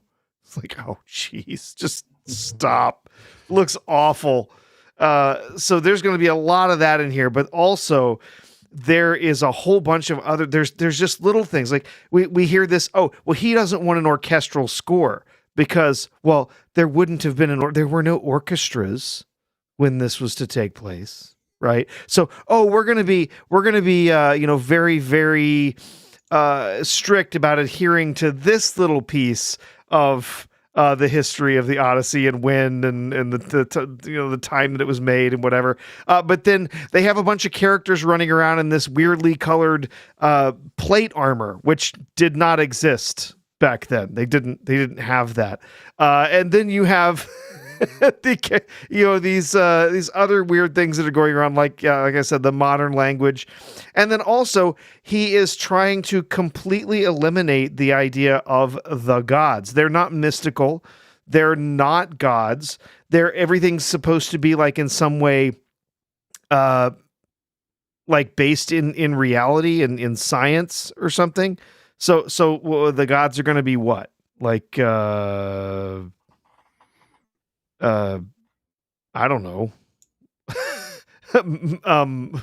People who can do stuff with scientific discoveries. What Zeus is actually just going to be Mr. Wizard from the Nickelodeon in the 1980s. I don't know. Like, I have no idea like what their plan is. Like there's so many like weird things that it just like none of it makes any sense as to like it feels like there's no cohesive vision here except for something crazy going on in Nolan's mind. This was something by Matt Walsh that they show in this article. Not one person on the planet actually thinks that Lupita Nyong'o is I always don't even know how to say her name, but let's just go with Nyong'o, is the most beautiful woman in the world. But Christopher Nolan knows that he would be called a racist if he gave the most beautiful woman role to a white woman. Now, I listen. People have different tastes. I don't know if I would say she's the most beautiful woman in the world, but I think that like when she, I think when you're not trying to especially show her in a bad photograph or whatever, I think Lupita Nyong'o looks fine. Like I don't have any issue with how she looks. Most beautiful woman in the world. That's something I don't know if I would give her that title, but I think she's cute. I think she's looks all right to me. I mean I don't know. But Christopher Nolan knows he would be called blah blah blah blah blah blah. Now Nolan is technically talented, but a coward, too afraid to do anything that even slightly challenges the spirit of the age. And then Elon Musk said true. So the fact that he said true, this became a big problem for Variety, I guess. And then the other thing that I guess got Elon in trouble is because of this. It's so mild. It's like so mild that this is what they're making articles about Variety. They're not connected to reality, or they're just being douches. Alice Smith wrote, "Why is Christopher Nolan, like many other directors, so keen to roof swap white characters, quotas, and awards?" So then, I guess this Alice Smith person was showing that the Academy has new rules where you have to have a certain amount of diverse Indeed. casting if you want to be considered for awards. And then Elon Musk said he wants the awards. I don't think that this is really anything outrageous that he says. The Academy changed the rules, and if he wants to get the awards, he has to do what the Academy says. So I think it's not outrageous that he wrote that he wants the awards. No, but yeah, I mean she is not wrong. That is exactly what has happened. Like now, if you want to be considered for Best Picture, you cannot have a cast that is historically accurate to whatever is happening in your film.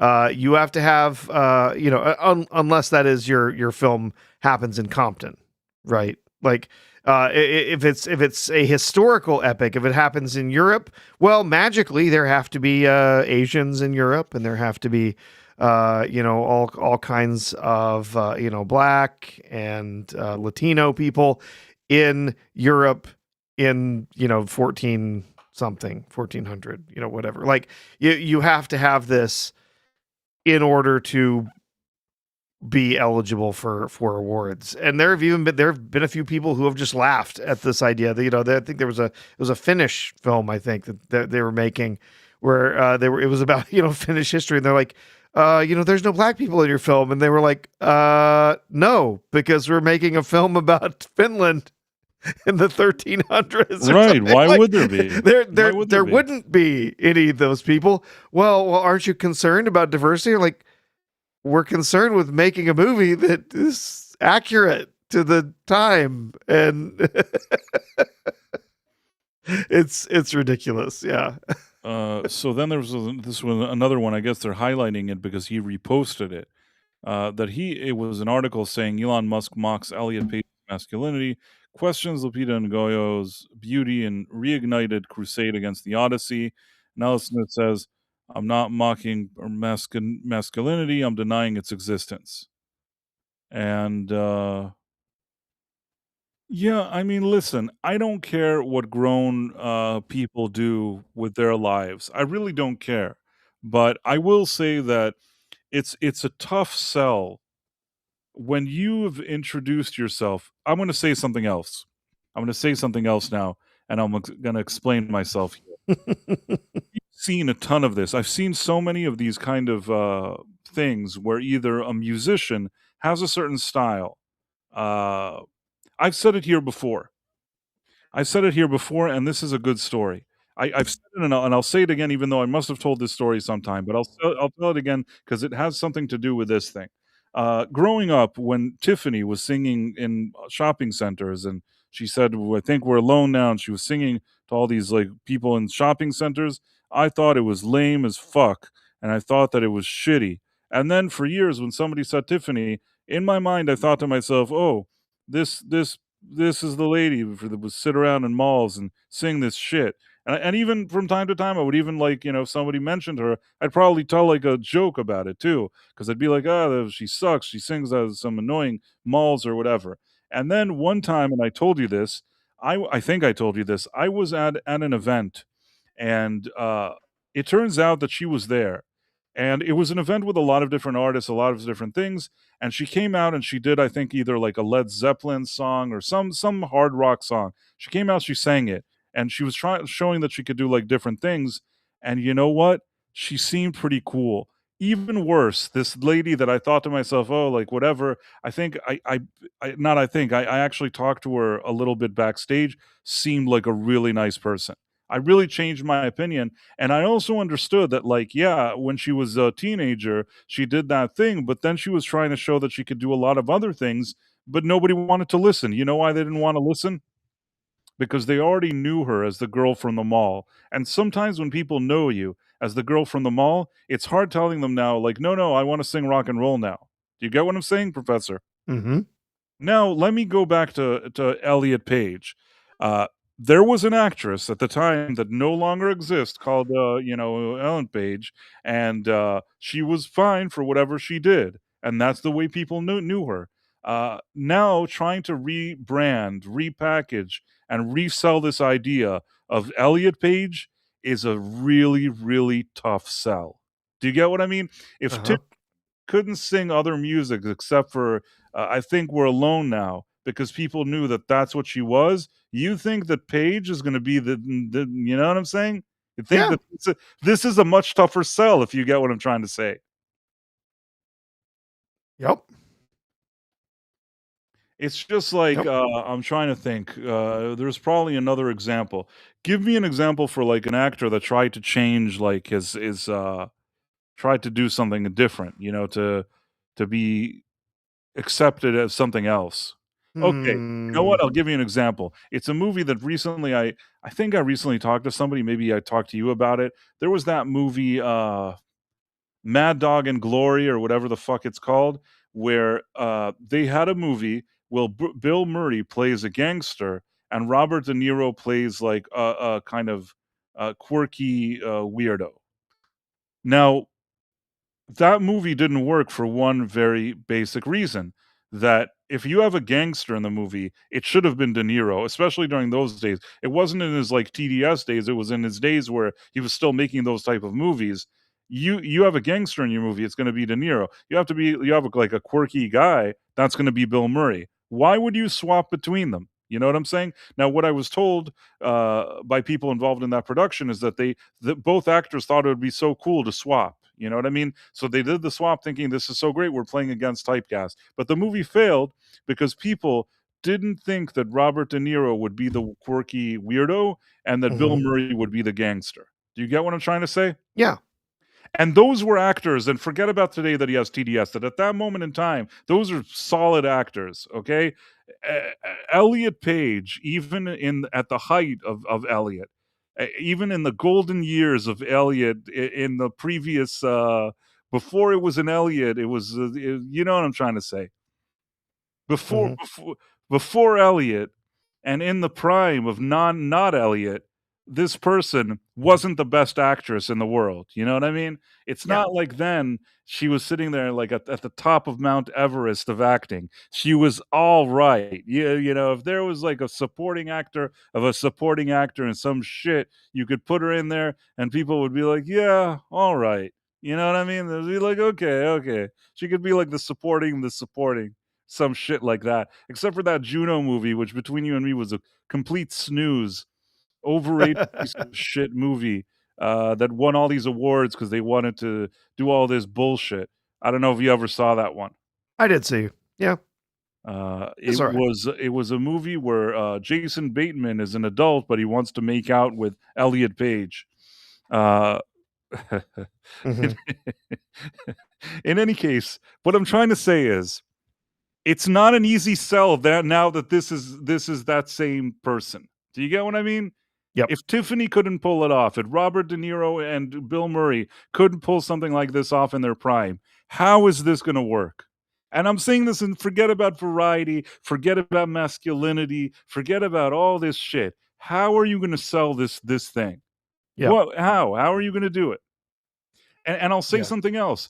Basically, this person, whoever, now let's say it's Elliot Page has to start from zero, has to resell as an actor. You know what I mean? And this wasn't the Marlon Brando of female actors. You were talking about Brando before. This is a complete, like, you have to once again convince people that you're a sort of almost reasonable supporting actor of a supporting actor that doesn't look anything like in the past, and now it's like a completely different actor. Yeah. Am I kind of an asshole, Professor? I don't know. Is this like asshole No. what I'm saying? No, I don't think so. I don't. I think I'm being I nice. honestly, I don't think that she ever sold me on being a particularly talented actor, like ever. Yeah, but and I hope that the people listening to this aren't upset. Yep. In any Well, case, yeah. well, Eh. what are you gonna do? You know. This is the weirdest thing, Professor. Yep. Yep. I was just talking and I looked and like suddenly our YouTube audience was cut in half. So I thought to myself, wow, people must really like Elliot Page. And then I blinked and suddenly it went back to the original number. It's like I thought for a second that the Elliot Page, that was it. People have been listening to me say weird shit for years, but this was it. This was the This straw one crossed the line. You've crossed the line. It's the straw that broke the camel's back. This time I did it. That was it the got one. cut up. It did it again now, Professor. Yeah, I don't know what's going on. It's weird. I don't know. Oh, wait, but now again. This is so weird. There's some quirky stuff going on here. Anyhow. YouTube's always screwing with stuff. Who knows what they're doing? Maybe they're upset that I said this, and Yeah. First of all, every time you mention that particular actor, they you know what? I just want to say dump something. your numbers. I want to say something because this is very important. For the people at YouTube or whatever AI is listening to this, I love Elliot Page. Elliot Page is the best. I am so excited, and I can't wait to see Elliot Page's next big role. I love it. Hey, it dropped again by half. Dude. And then we went back to the original number. This is so weird. It's not doing it on my end, so I No, don't know. it's doing it every second. It's all over the place. Something is happening. I love this actress. Actor, sorry, it's an actor. I love it. I love this. No, don't. It's doing it. No, it's doing it again, Professor. I'm telling you. No, now it's jumping back. This is the weirdest shit. I'm like, hey, you know what? Viewership is stable on Twitch though, so we're fine. I know you think I'm kidding. I'm telling you that this is what's been going on. No, I'm seeing it bounce around a little bit. Not as much as you're saying it is, but yeah, it's weird. Dude, it was bouncing around. I am never talking about this person again. Let's take down this thing. Let us move on. Move on. Talk about literally. No, it didn't literally again. anything. It's cut again. It's done. Dude. Anything else? Talk about anything. All right. What else are we going to talk about, Price? That was really all we had on the docket. I got something. Okay. I want to say that YouTube is doing a great job. Great job that they're doing. Amazing, YouTube. I love it. Go on. All right. Let's go. So, you know what premiered tonight, Price? What premiered? Big premiere in LA. Mandalorian and Grogu. The Mandalorian and Grogu. So now we are starting to get some social media reactions that are coming in on X. Actually, I haven't reloaded this recently, so let's reload here. Let's see. Scott Mendelson. Okay. I don't even like Star Wars, but that was a good movie. My almost 11-year-old's excited initial declaration as the end credits rolled. Okay. Scott Mendelson has a very interesting journey. He started off as Forbes, and then he would sit around and block me. I think Scott Mendelson is still blocking me. That probably. Let's see for a second. Scott He's not blocking me. Mendelson. Scott Mendelson. Are you ready, Professor? Yeah. Mr. Big Shot Forbes, although he's not Mr. Forbes anymore, uh, Scott Mendelson has blocked me. Now, the Yeah. thing is that he blocked me years ago when he was at Forbes. I called him out on something, and I think that a lot of people were liking what I said. And obviously, he's a guy that can give critique all day and all night. But when somebody said something about him, that was it. He had to block me, which really says something about these type of quote unquote critics. Now, what's funny is that Scott Mendelson, for those who don't know, kind of led the charge, or one of the leaders of the charge, of calling all the people that didn't like The Last Jedi ists and phobes. Notorious for this, like world's number one shill, in my opinion. Mm-hmm. Always doing like all these bidding and all the bidding of all these whatever, in my opinion. And anytime you say something, you get blocked. Or I wouldn't say that everybody got blocked, but with me, I guess I did get blocked. And I see it as a badge of honor. I don't really care. The funny thing is that after being a big shot at Forbes, one day, from moment to moment, Scott Mendelson announces that he's parting ways with Forbes and he's going to work at The Wrap. Now, The Wrap is considered less than Forbes. Not, I don't consider either of them anything. They I take everything they say like with a grain of salt and think that they're long. They're no longer the type of publications, especially Forbes, not what it used to be. But what I will still say is that within this, arena of farts, being like the top guy at Forbes seems like a better thing to say at a cocktail party than being some guy at The Wrap. Do you get what I'm saying? Mm-hmm. And the fact that he went from moment to moment, he's like, no, there's nothing wrong. It was all very amicable. I'm just going to go now and I'm going to The Wrap. But everything about it was super odd. You know what I mean? There was something super odd about how that all went down. So he goes to The Wrap. And the next thing you know, not too long afterwards, he's like Matthew Baloney, the guy that talks about baloney on his stupid puck thing. Yep. He announced that Scott Mendelson is now going to be working with him and doing either reviews or I don't know what the fuck he does. So he does that. But then the next thing I look, I don't even think he's working for Baloney anymore. I think that what does he do now? He has oh, it still says box office columnist at Puck News. Maybe still that. I thought that I didn't even see him there anymore, so I could be wrong. Then he started his own thing now. Like now he has his own Substack. I just think it's kind of strange that he went from like the top senior contributor to Forbes to like having his own Substack. And maybe he does something for Puck News, but honestly, I haven't seen his name there even in a while. Even Puck News, like I don't think much of them, but that's my own opinion. Oh no, I'm not. I don't think much of Puck at all. No, I'll tell you what. They basically what Puck did is they saw that everybody thinks that all these like industry rags are crap, and they're like, wait a minute, we're taking a step back because we're independent. We're not those industry rags. But really what they are is like another industry rag. Now, I will say sometimes they could write a story or say something that's of interest. I'm not going to say that everything that they write is bad or crap or whatever, but there's always some crappy or like kind of annoying there's something fishy about it always. You know what I mean? I don't trust them more than I trust any of these other things. They're just trying like some different spin and trying to present themselves. Basically, they want to be us. That's what I've learned, that a lot of these shitty people that thought that we were instant foes and we were terrible, they want to be us.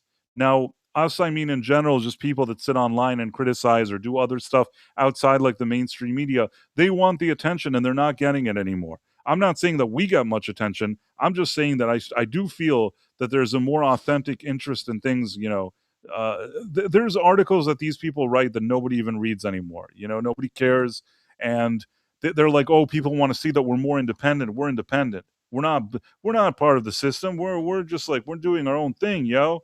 And it's like, no, you're not. Matthew Baloney. Any guy that's named Matthew Baloney, how much can I trust him? no telling.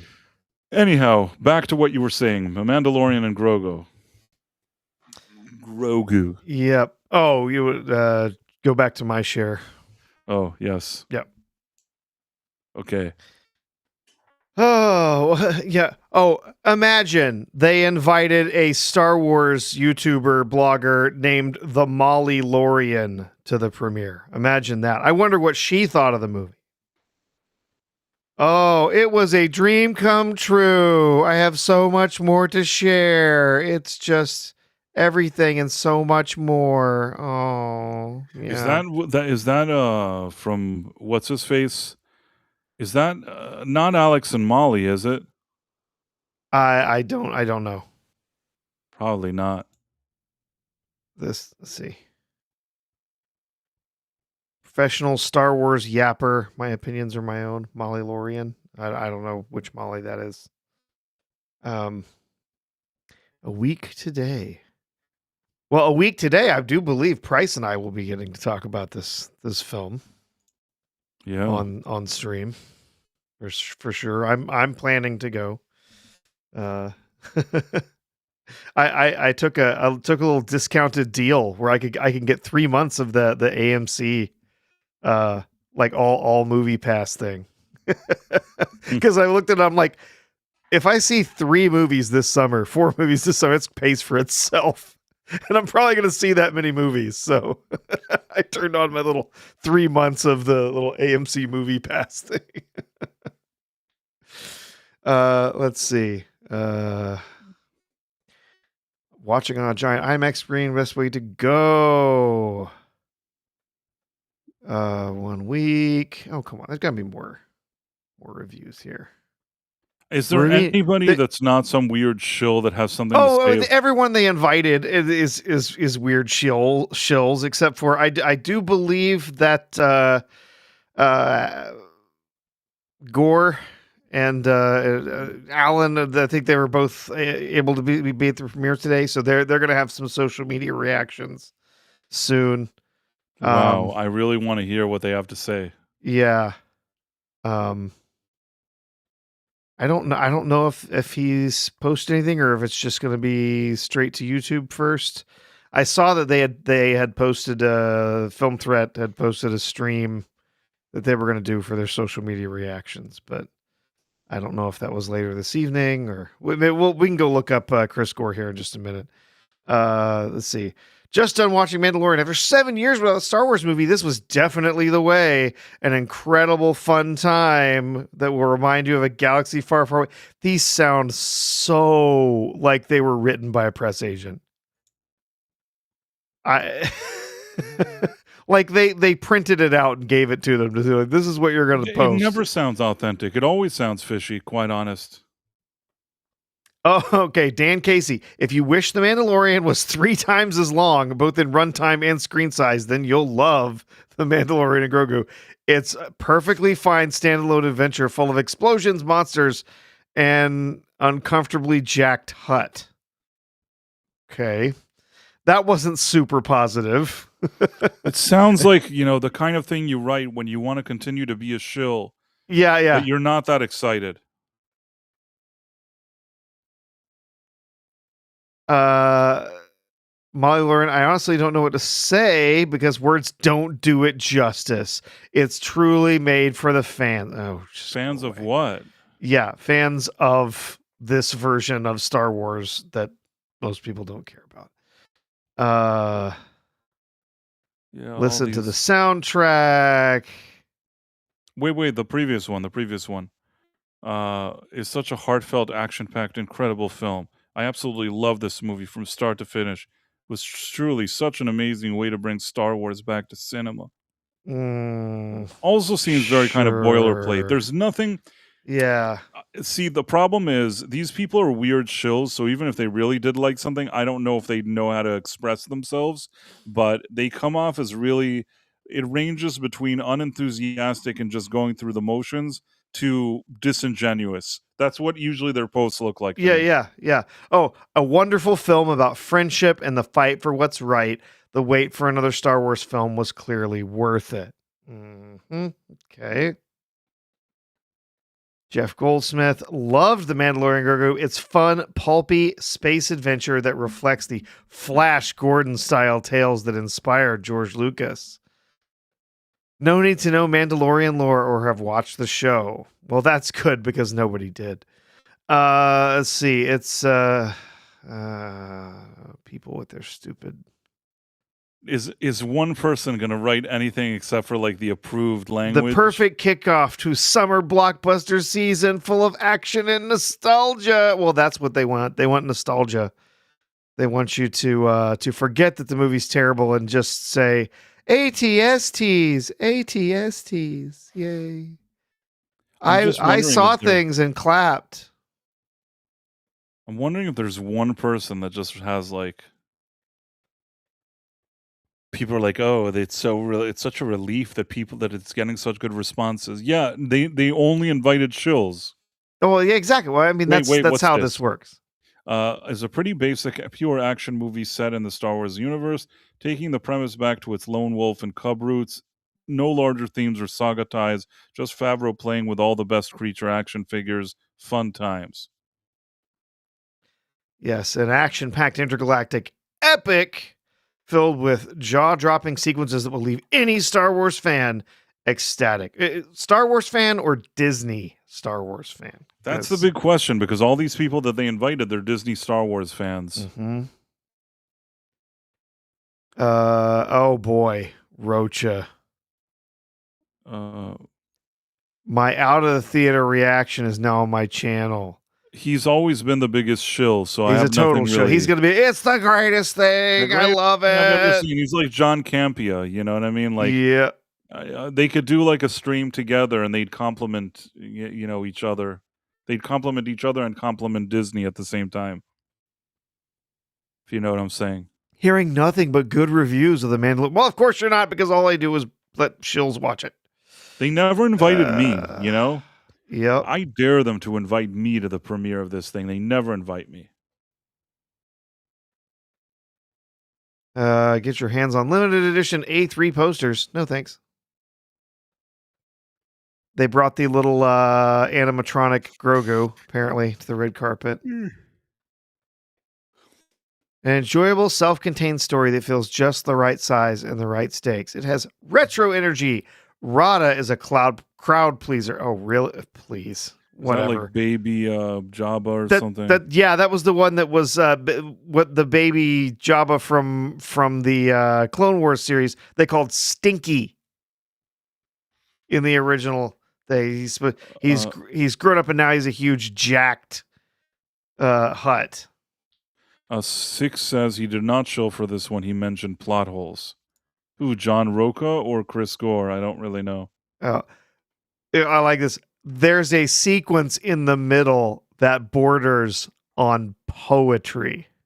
6 says, which means it must be really bad. So John Roca, I guess, said that there were plot holes in the movie, so it wasn't a full glaze. Okay. So 6 is saying if he didn't give a full glaze, maybe it's not such a good movie. Mm-hmm. I can't trust these guys. This happens in every movie, like with the MCU. It's the movie that ever happened. It's the best movie ever. I don't trust them. And I don't trust that there isn't one person that had any comment except for, this is the best thing that ever happened to me. I mean, one guy that just says something that's not that. Yeah, I guess the 6 is saying Roco didn't say that, but, Oh. A fun, cool action flick with Mandalorian kicks tons of ass. However, as a Star Wars movie, it doesn't quite clear the bar of the quality one would come to expect from a Star Wars film. It still feels a little too TV. I wanted slightly more. And this is the guy trying to be super polite, Yeah. I don't know Andres Cabrera, but don't know him either. Clearly a Star Wars blogger, Star Wars streamer, something, as his name is Squad Leader Geeks Ace. of Color. Geeks of Color, okay. Of course they invite the Geeks of Color to their premiere, but Price of Reason doesn't get a premiere. Why not? Why not? I could go. Well, were you going to fly to LA? You know what? If they would have invited me to this premiere, I would have flown out there. I would have flown out there myself. I would have paid for my ticket, and I would have gone to see the movie and given my review, my honest review. So Sage Surge says, put a smile on my face, heartwarming story about complex families and bounty hunting. At its core, it's a standalone story about a father and son who fiercely love each other. Despite its sweetness, it doesn't challenge the characters nor the audience. So again, they're letting a little bit of the mask slip there that perhaps maybe this movie is not all that amazing. Let's see. Hater Hunter. Spoiler-free reaction, fun, action-filled, heartwarming return to the big screen. It can only be led by a bounty hunter and his force-wielding Ken, which may be my favorite time seeing a Star Wars movie on the big screen. Well, if the only Star Wars movies you've ever seen on the big screen were the sequel trilogy, then perhaps this could be your best experience watching a Star Wars movie in a theater. Let's see. A pleasantly low-stakes adventure. The galaxy isn't in danger. It's really just a few lives, but that makes it all the more intimate and character-driven. Yeah. Laughingplace.com. Wendy Lee Zani. The ultimate team up. If you love Grogu, you will gush over this. See, that's all that they're looking for. That's all they're looking for is just, come in and, just drool and cheer for, look, it's baby. Baby Yoda. As I said, I think half the audience for this movie doesn't even know Baby Yoda has a name. It's just Baby Yoda to them. The ultimate team up. You love Grogu. You'll gush over this. Fun and action-packed with a strong opening. However, a bit too long, with second act dragging down the pacing and its lack of dialogue. Enjoyed the relationship between Mando and Grogu. Loved the score. I'm not surprised that people are praising the score, actually. A lot of people had praised the score for The Mandalorian before. I mean, really, that's where Goranson really got his breakout, right? Was doing the score for the first seasons of Mandalorian. So I'm not surprised at that. I still think he's a bit overrated, Goranson, but it's fine. I think he does a fine job with it. Nobody watches The Mandalorian and thinks, man, the music really ruined this show. I mean, he does fine, whatever he does. That's not the main problem with the show. So let's see, Nerds of Color, their main account here saying, while the story is messy. No, that was Geeks of Color. This is Nerds of Color. This is Nerds of Color. You're right. Sorry. It's nice that there's two different groups. There's the groups that call themselves the Geeks of Color, and then there's a group that calls themselves the Nerds of Color. It's so important. We don't want to mix those two up. Don't wear the wrong colors in the wrong neighborhood if you're around the Geeks of Color or the Nerds of Color, because you might get in trouble. Nerds of Color. While the story is messy, there's a ton of color too. Sorry, go on. Also, the action is some of the best in the franchise we've ever seen. A cinematic blast. Okay. The most fun I've had at a Star Wars film in a decade. Well, the last film that came out a decade ago was Rise of Palpatine. Right, exactly. And right before that, right before that was Last Jedi. So yeah, this probably will be the best fun you've had in a Star Wars movie in a decade, because the last two Star Wars films were absolutely some of the worst stuff that's ever been put on screen with the name Star Wars on it. So that's not exactly a high bar to clear. Begs to be seen on the biggest screen possible. Okay, sure, whatever.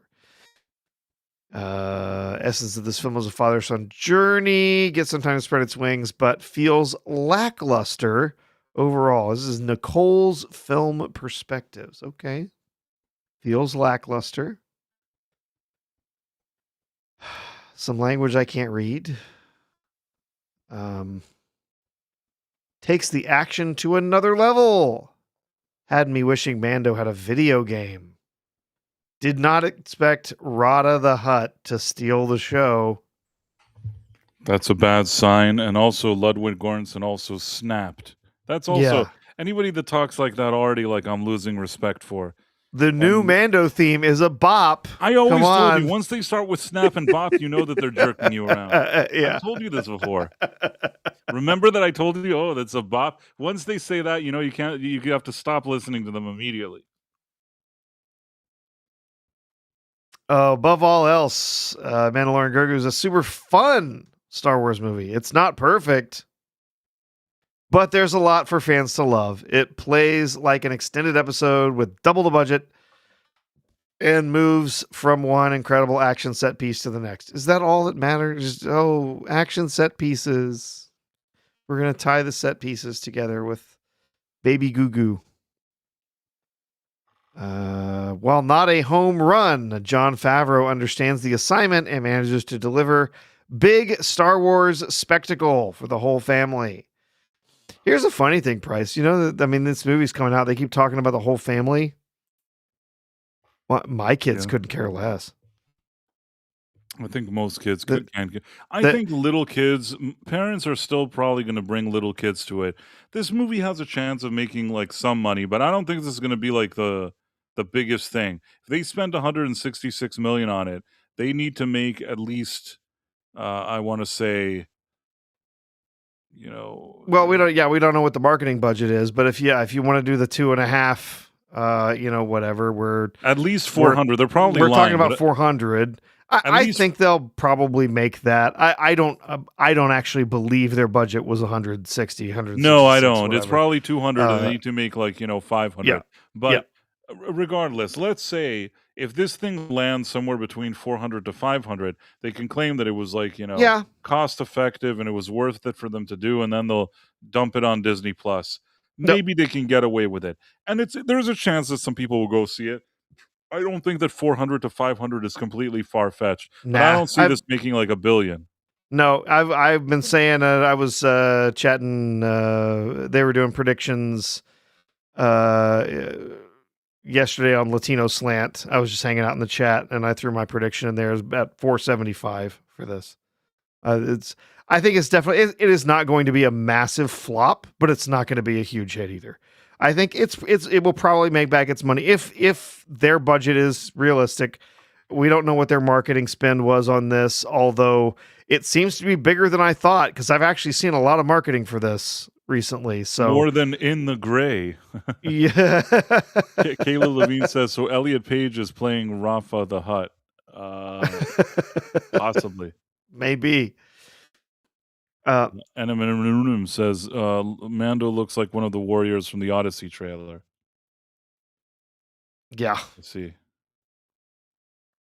There are some weird armors in that. Six says that I've seen Mando marketing everywhere. Yeah, they're leaning heavy into the market. There were rumors that they were actually not going to be spending heavy on marketing, but not. I mean that has to have been a false rumor, because I'm seeing it everywhere. Well, I think that what happened was, and this is just a theory, maybe they didn't want to spend so much on marketing, but as time went by and it became clear that nobody gives a shit about this movie, in order to at least break even so they could say, well, we didn't lose money on it, and kind of wipe the egg off their face, they kind of did a push at the end to try to get any kind of interest here.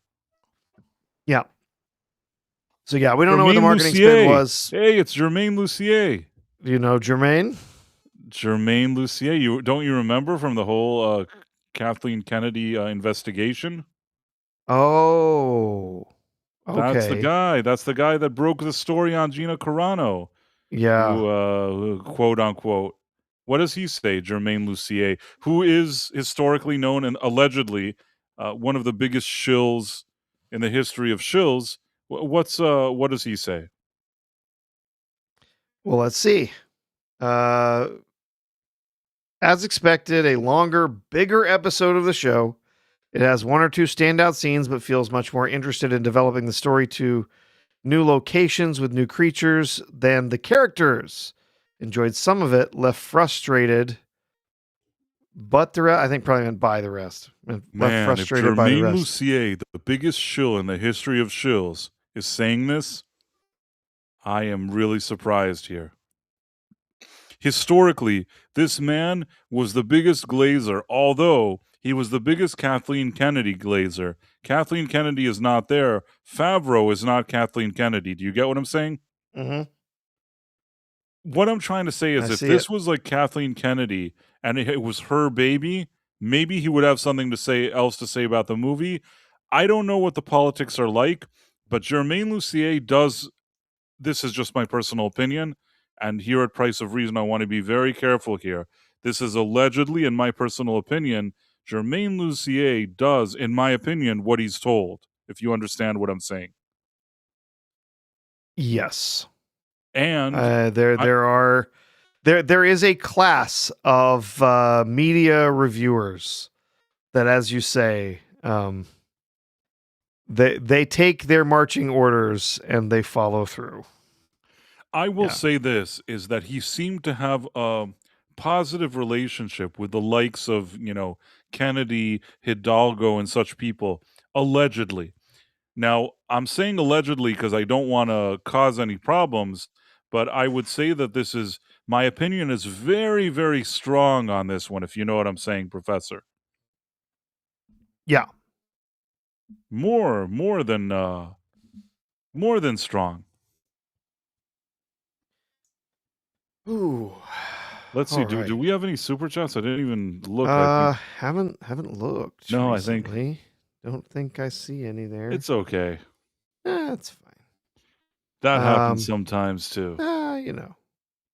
I never, All yeah, I think the YouTube turned them off after talking about that one actor that we won't discuss would again never ever name that actor again. Our whole ever. thing dropped. Suddenly we had like no viewers for a few minutes.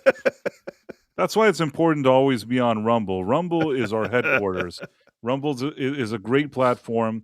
If you're watching this stream and you're watching it on Rumble and you haven't yet subscribed or you haven't yet you haven't yet signed up for Rumble because some people watch through an app. You should definitely sign up for the app. Really important to sign up. Important to support freedom of speech. And if you're already signing up, you should also follow us. So you know when we are streaming. Nobody paid me to say that to you. I'm just saying it because I've had good experiences with the platform. And after being sort of banned over and over again on Twitter some years ago, in addition to a few different platforms, I also very early on started an account on Rumble. I think that it's very important that a platform like this exists and gives people the freedom to talk about a lot of different things. Even today, when I was sort of navigating around these topics, there's no issue talking about them on Rumble. It's just when I'm simultaneously talking on a few different platforms, I'm always kind of mindful of what could happen on the other ones. Never worried about Rumble, who really, really take that seriously in terms of freedom of speech.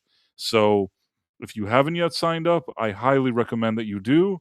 And again, if you already did it, then you can also follow this channel. Of course, that's only if you want to hear our streams. What were you going to say, Professor? No, that's yeah. We do have as usual. Six has your back. You do have a well, not a super chat, but you do have Oh, a it's one of those sticker. poop emoji things. Hold on one second. Uh, let me do this. I always enjoy seeing Six here. Poop emojis or not. Let's see. Let's see if maybe I'll just duplicate our screen. But then I would have to do this. So Six sent us 99-cent poop sticker, which we thank her very much for. Thank you, Six. Very kind of you. Yes, Always like seeing Six here. doing your duty. Thank you very much. And then keep doing whatever you were doing. Okay, we were just kind of looking through some of the early reactions. Of course, many of them very obviously kind of shills, but still. Let's see. Juan, box office analyst. I don't know who Films by Juan is, but a sweet, tender story with unbelievable action and brilliant performance by Pascal. How can you tell? Most of the time it's not him. A father figure like only he could. Plays a father figure like only he could. I don't think that's particularly a good thing. It's the only kind of father that Pedro could play. We saw that in Fantastic Four, and it wasn't exactly inspiring. Grogu is everything, the heart and soul of the film, a wonderful time at the theater, a true return to form for Star Wars. Maybe for Disney Star Wars, but not for real Star Wars. A ton of fun, a perfect summer movie, action-packed with a lot of humor and heart, not episodic. A fully cinematic journey. Grogu steals the show. See it on the biggest screen possible. That's the second time we've seen someone say that. See it on the biggest screen possible. Okay. Simon Thompson, a grin-inducing crowd pleaser that puts Star Wars back on theatrical track. Director Jon Favreau is, again, a safe pair of hands that deliver a solid, thrilling, engaging romp, a solid popcorn movie that is the summer blockbuster you're looking for. Okay. Yeah, very exciting. There is one thing I wanted to show you. I'm only showing you this clip of him talking, of Jermaine Lussier, but this is just a refresher for the guy that we saw his thing. If you can find his critique, I want to show that after this video. Okay. I'm going to play this for a second. In just a few seconds. This is the guy that said that he was a bit frustrated by the movie, which surprised me, but doesn't surprise me because he was very much in the Kennedy era, a very Kennedy type of guy, if you understand what I'm saying. And I'm going to show you a little snippet of him talking. This is Jermaine Lussier speaking. Can you see this, Professor? Yeah. But I've sat in a room and talked with Harrison Ford. I've sat in a room and talked to Rian Johnson, Kathleen Kennedy, Lawrence Kasdan. It's really surreal to sit there and it's like this, but we're in a room and you're like, what is this happening right now? Like, I cannot believe that I'm here. Meaning the guy like really, really was in tight with that crew. But I tend to think that Favreau making this movie is not aligned with that crew. Do you get what I'm saying? Yeah. I don't know if I'm making myself clear here, but him saying like, "Oh, I was frustrated. It's not that great." Blah blah blah blah blah. If this thing like had Kathleen Kennedy sitting with him over coffee and telling him that she made this movie and it's the best thing that ever happened, I feel like this tweet would have been a completely different tweet. Do you understand what I'm saying? Mm-hmm.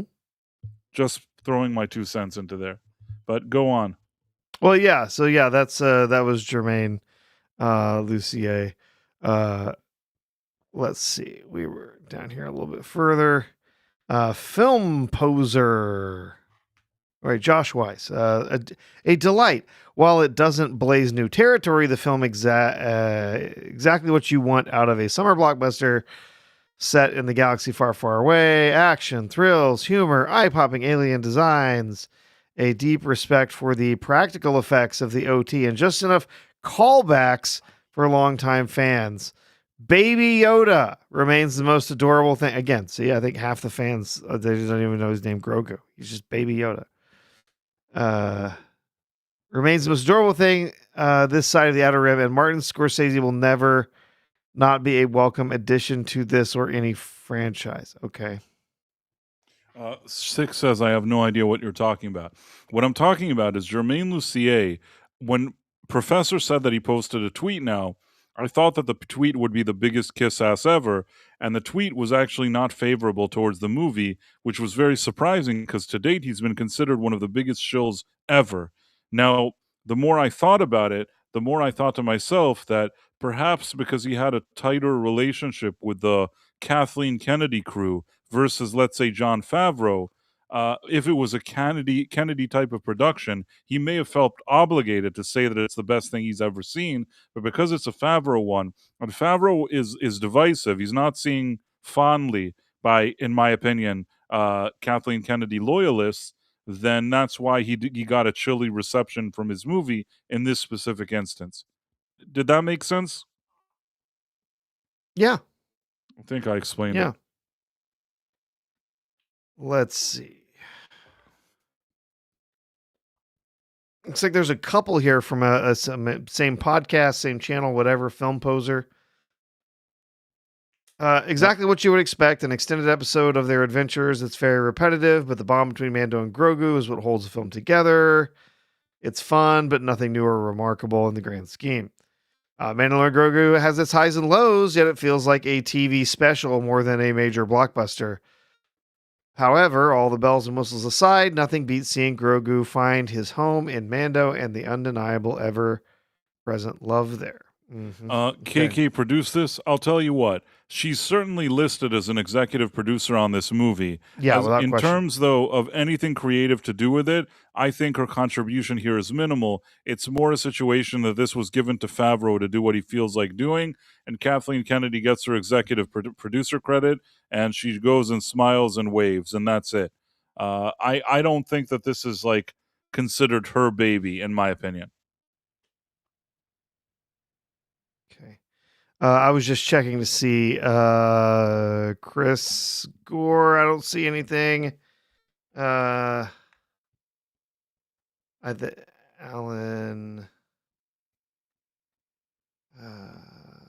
Alan Ing, did he post anything? No. They both just have posted that they were at the there. premiere. They're probably waiting to do some big They're going to do video something or on their channel. Yeah, I respect that. They want It to makes they want the sense. views. It makes sense. Yeah. That's fine. We'll get to hear their opinions soon enough. But Tomahawk says Favreau directed Elf. He's all right. He directed Iron Man 1, which is a movie I also like. Way better than Elf. I enjoyed Elf. I liked Elf, and I liked Iron Man. It's all right. Honestly, originally I didn't love it, and then I kind of started getting some of the charm of it, and now I've seen it so many times. Like now, it's kind of annoying now. So I don't know. Fair. It's the maybe the pendulum swings back the other way, and I start enjoying it again at some point. I mean, I don't watch it every second, but I think it's fun for whatever it is. Yeah, it's fine. But what I'll say is this: is that I think that Favreau, especially over the past 5 years or so, really just a company man at this point. Reboot this, remake that. Animated this, animated that. I don't really see him doing anything really interesting or special, especially in the past at least 5 years. I think that maybe season 1 of The Mandalorian, he was doing something that started off interesting. I feel like they meddled with his project, and I don't know that since that first season of Mandalorian, arguably maybe a few things about the second, I don't think that he's done anything really worthwhile since then. I'm not saying that to hate on him. I think that back in the day, there's some stuff that he did that I like, but I don't think he's there now. We got Alex Ledbetter. Looks he's at Screen Rant. Here's what he has to say. I can't overemphasize how much The Mandalorian and Grogu is blatantly a full season of TV crunched down to movie length, as in you can clearly see where each episode would have started / ended, and it's not a very good season of TV. That's probably the one that I convinces me most out of all of these. So he's Alex Ledbetter. He's a content director at Screen Rant. So wow, if a guy from Screen Rant said that, I'm shocked. Let's see. Social embargoes lifted. Yeah, I don't think we're gonna find too much more. No, they're all going to be ass kissers. Yeah. They're all going to be ass kissers. Yeah. Oh, I'm not even in the premiere, but seeing all these videos makes me so excited. Yeah, we get it. Oh, it's a trap. It's a trap. What happens is that we've seen it now in the past 5, 6, 7 years with every Marvel movie, with every Star Wars thing. There's always the shills. It's the best thing that ever happened. It's the best movie. It's the best show. Never in the history of movies and shows has there been anything better than this. And then you go see it, and it sucks. Yeah, this is very good. This La Fragua de Bescar. I don't know Spanish. It says it's translated from Spanish. It says, "I'm just here to remind you that in a few hours you'll see reactions to The Mandalorian and Grogu like it's the best movie in history, the best thing I've seen since Empire, etc., etc. The reactions that come out today aren't objective, so the movie might be magnificent or not." I think that pretty much says it, Bryce. Jermaine. Wait, there was something that I wanted. Oh, wait a second.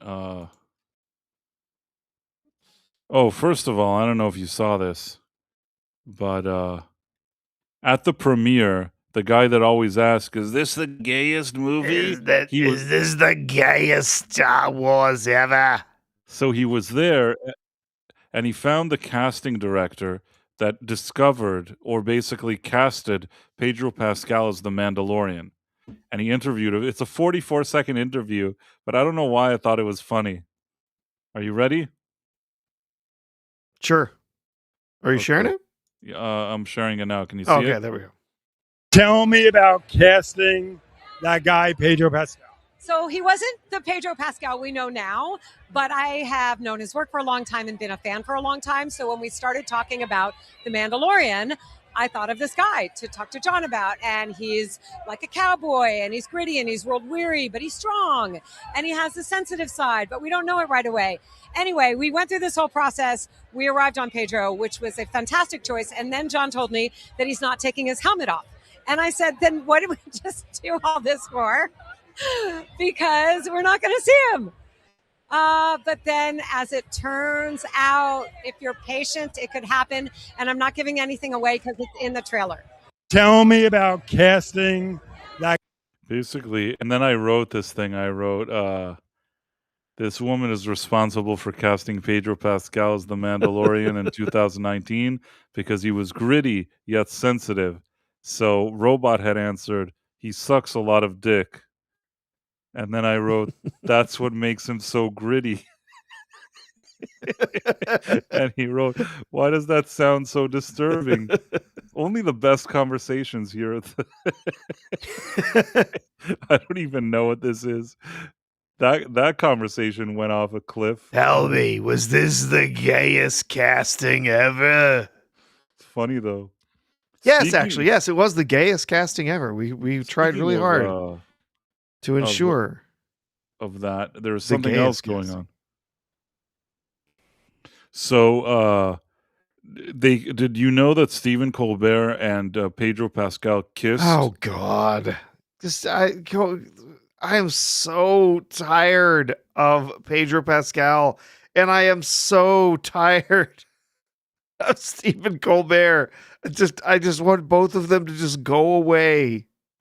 They can get a room together. You know. Oh, Robot Head's in the chat. He really enjoyed your showing your interaction. It's funny. He was probably here for a while. He never said anything. He was lurking until we said his name 3 times and he appears. Hey, Robot Head.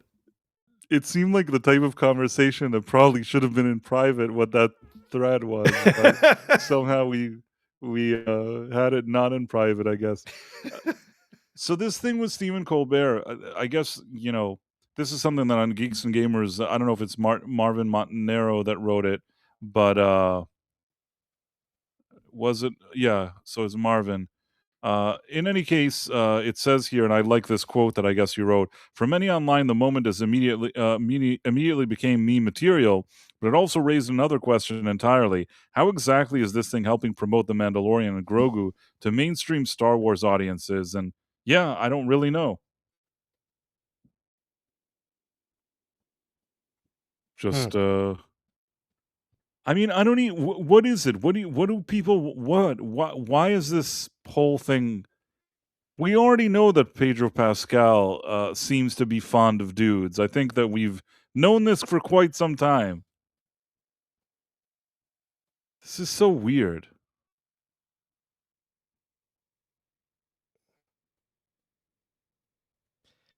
Yeah, I just Oh, it looks like they have Gore and Alan have posted their out of theater reactions. What If you is wanna it? see it? Yeah. Oh, it's a 1.5 minute video. Yeah. Do you think we can play it, or is it I bad think we if we? can. I think we can play it if we're commenting on it. All right, let's do it. If you have it, let's look at it. Let's take a look here. All right. Let's see. What do they have to say?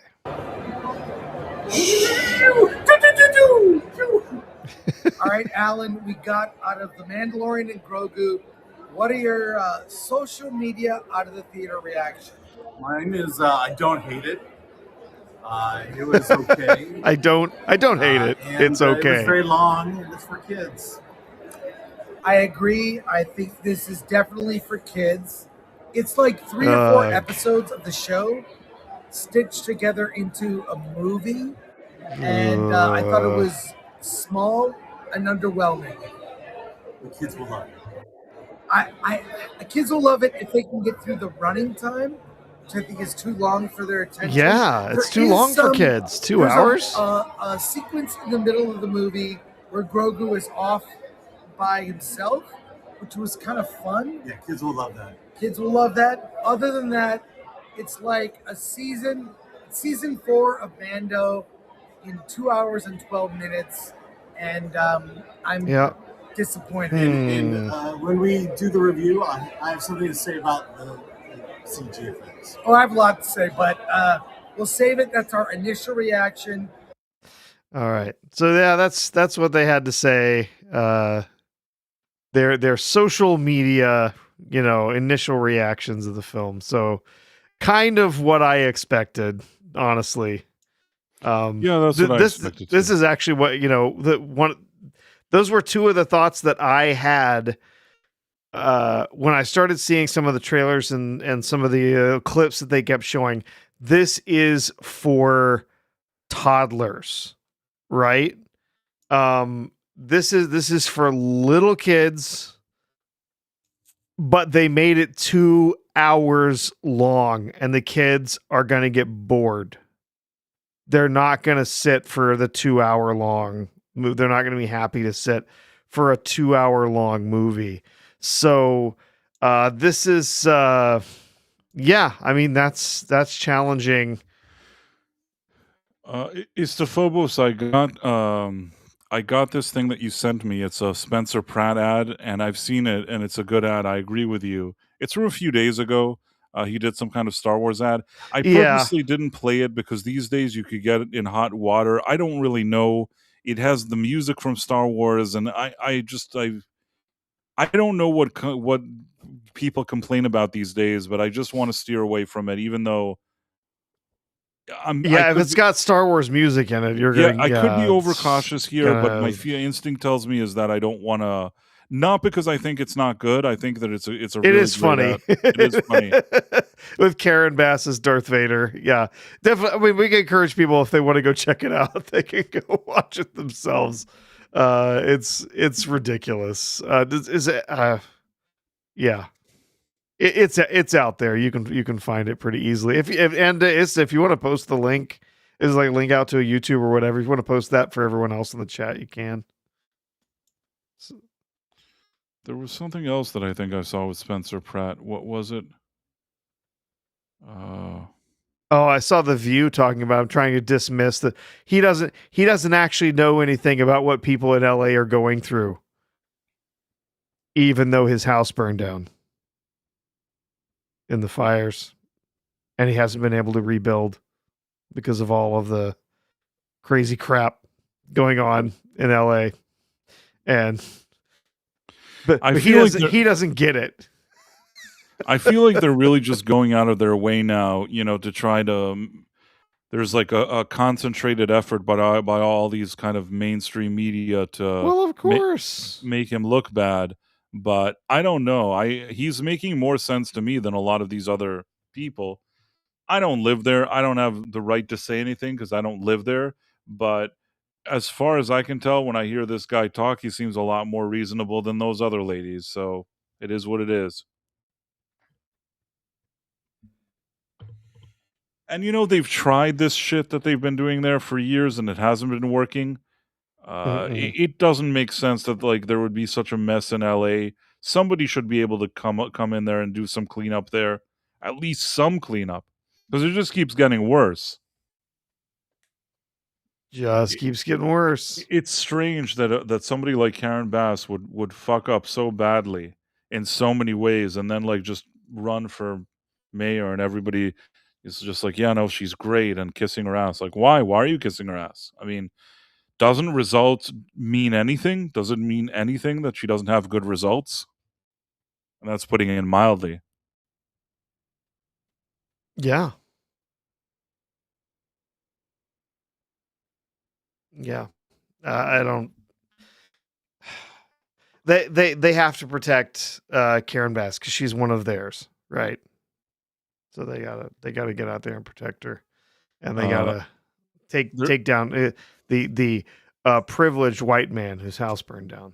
They gotta. I actually think it's funny that Elon Musk retweeted this, and it's like a thing with Christopher Nolan doing the Kathleen Kennedy thing. Put a chick in it and make her lame and gay. Then he wrote he actually did the meme, and I thought that was kind of funny. Mm-hmm.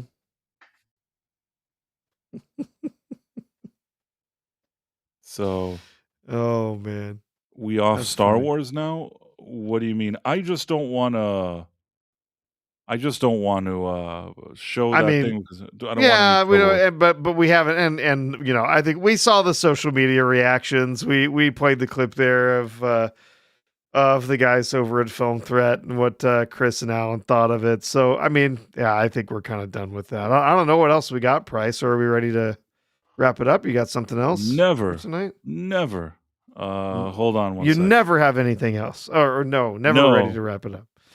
Let me see for a second. There was something I wanted to do. Did you see something that Henry Cavill's Voltron is going straight to streaming or something? No. Frankly, I don't even remember Henry Cavill being part of Voltron. He's been in so many different projects lately. He's going to be in Highlander. I kind of wish that would just go straight to video. Yeah, I don't know why he can't choose better projects. I like Henry Cavill, but I really wish... Here, see, there was something that was 2 days ago. Let me share it. It says... Henry Cavill's remake of 80s sci-fi action series heads straight to streaming. In the long-awaited live-action adaptation. Like something that would be on streaming.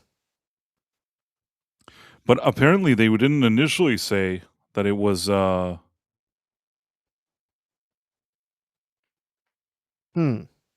Live-action Voltron adaptation.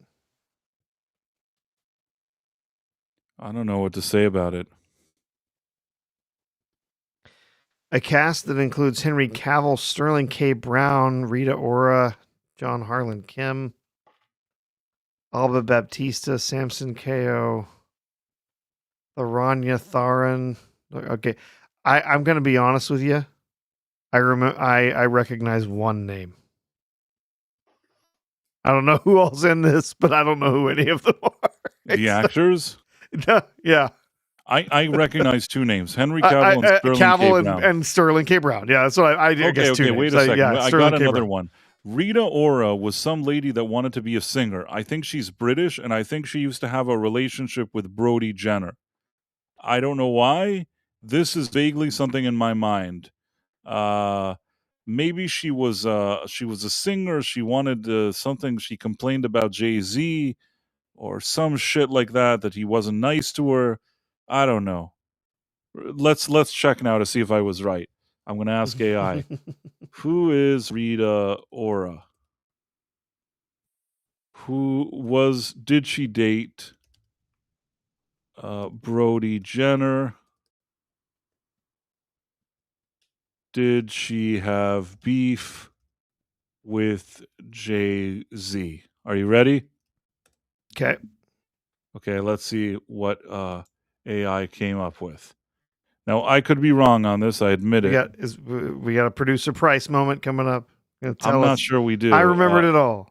Let's see for a Do second. it all. I'm not sure I did. I could be confusing her with something else. Here, I'm already wrong. Did Rita Ora did not date Brody Jenner? Oh, the She rumor likely raised stems up Rob from. Kardashian. Okay, fine. Fuck it. I was close enough. And then, she did have a beef with Jay-Z. She did have a beef. She first of all, she's a British singer, songwriter, and actress. And Rob Kardashian is basically Brody Jenner's half brother. So They're basically the same thing. I was so close, Professor. If I'm already going to make a mistake, this was. I was in the right direction. You know what I mean? Like, I knew it was one of those Kardashian, but a dude and not a lady, and he was somehow dating her. It was a fair mistake. I'm gonna, I'm gonna accept this because it's not the worst mistake I could have made. Did you have a beef with Jay-Z? Yes, Rita Ora had significant professional beef with Jay-Z, resulting in intense legal warfare. She was one of the earliest artists signed to Jay-Z's Rock Nation. However, the relationship fractured severely over the following years. Blah, blah, blah. The Becky rumors around the same time. Internet rumors falsely accused Ora of being the woman Jay-Z cheated on with blah, blah, blah. The legal dispute was officially settled out of court, allowing her to sign with a new label. Ora has since maintained she holds no personal malice towards Jay-Z or Beyonce, frequently citing them as her lifetime idols. And now she's married to Taika Waititi. Oh! And now I remember, and I think that Taika Waititi, isn't she the one that he had allegedly, I'm not saying that he had a threesome, but allegedly had a threesome with her and Tessa Thompson? I believe so, yes. Wait a second. Did she have a threesome with Taika Waititi and Tessa Thompson while filming a crappy movie? All right. I already have the answer, but what was the answer? Okay, here's so that's what it says they did not. But it's mine here says they were at the center of thruple rumors after paparazzi photos May 2021 circulated of Ora, Waititi, and Thompson being affectionate with each other on Waititi's balcony in Sydney, Australia, while the filming of Thor: Love and Thunder was ongoing with Thompson. The images showed them kissing and cuddling in different pairings, which led to a widespread online speculation that they were involved in a romantic throuple. They commented they had done, quote unquote, nothing wrong, and that online controversies would fade quickly. Rita Ora eventually called the throuple narrative ridiculous, saying the photos were just a bunch of friends having a good time. Yeah, there were even though did he not talk about having screwed Tessa Thompson? Like, was that not? I thought they talked about. I thought they admitted that the two of them had. Too. First of all, this is absolute bullshit. There were several pictures of them doing naughty things together on this balcony. Yes, they could have just been sitting there with wine on a balcony and having fun. To be honest, though, they didn't know they were being filmed. So these were more like paparazzi that surprised them pictures. I don't know what to tell you. So I don't know what he said or what he didn't say, but this is all weird shit, man.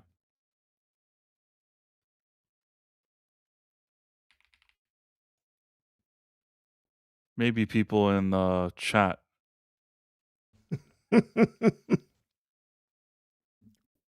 Yeah. To me, that does not that is not, hey, let's put on a funny show for the paparazzi. Just saying.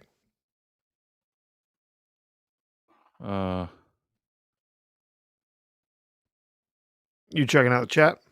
Yeah, because I couldn't, I don't know. I didn't understand what people were saying. Thruple.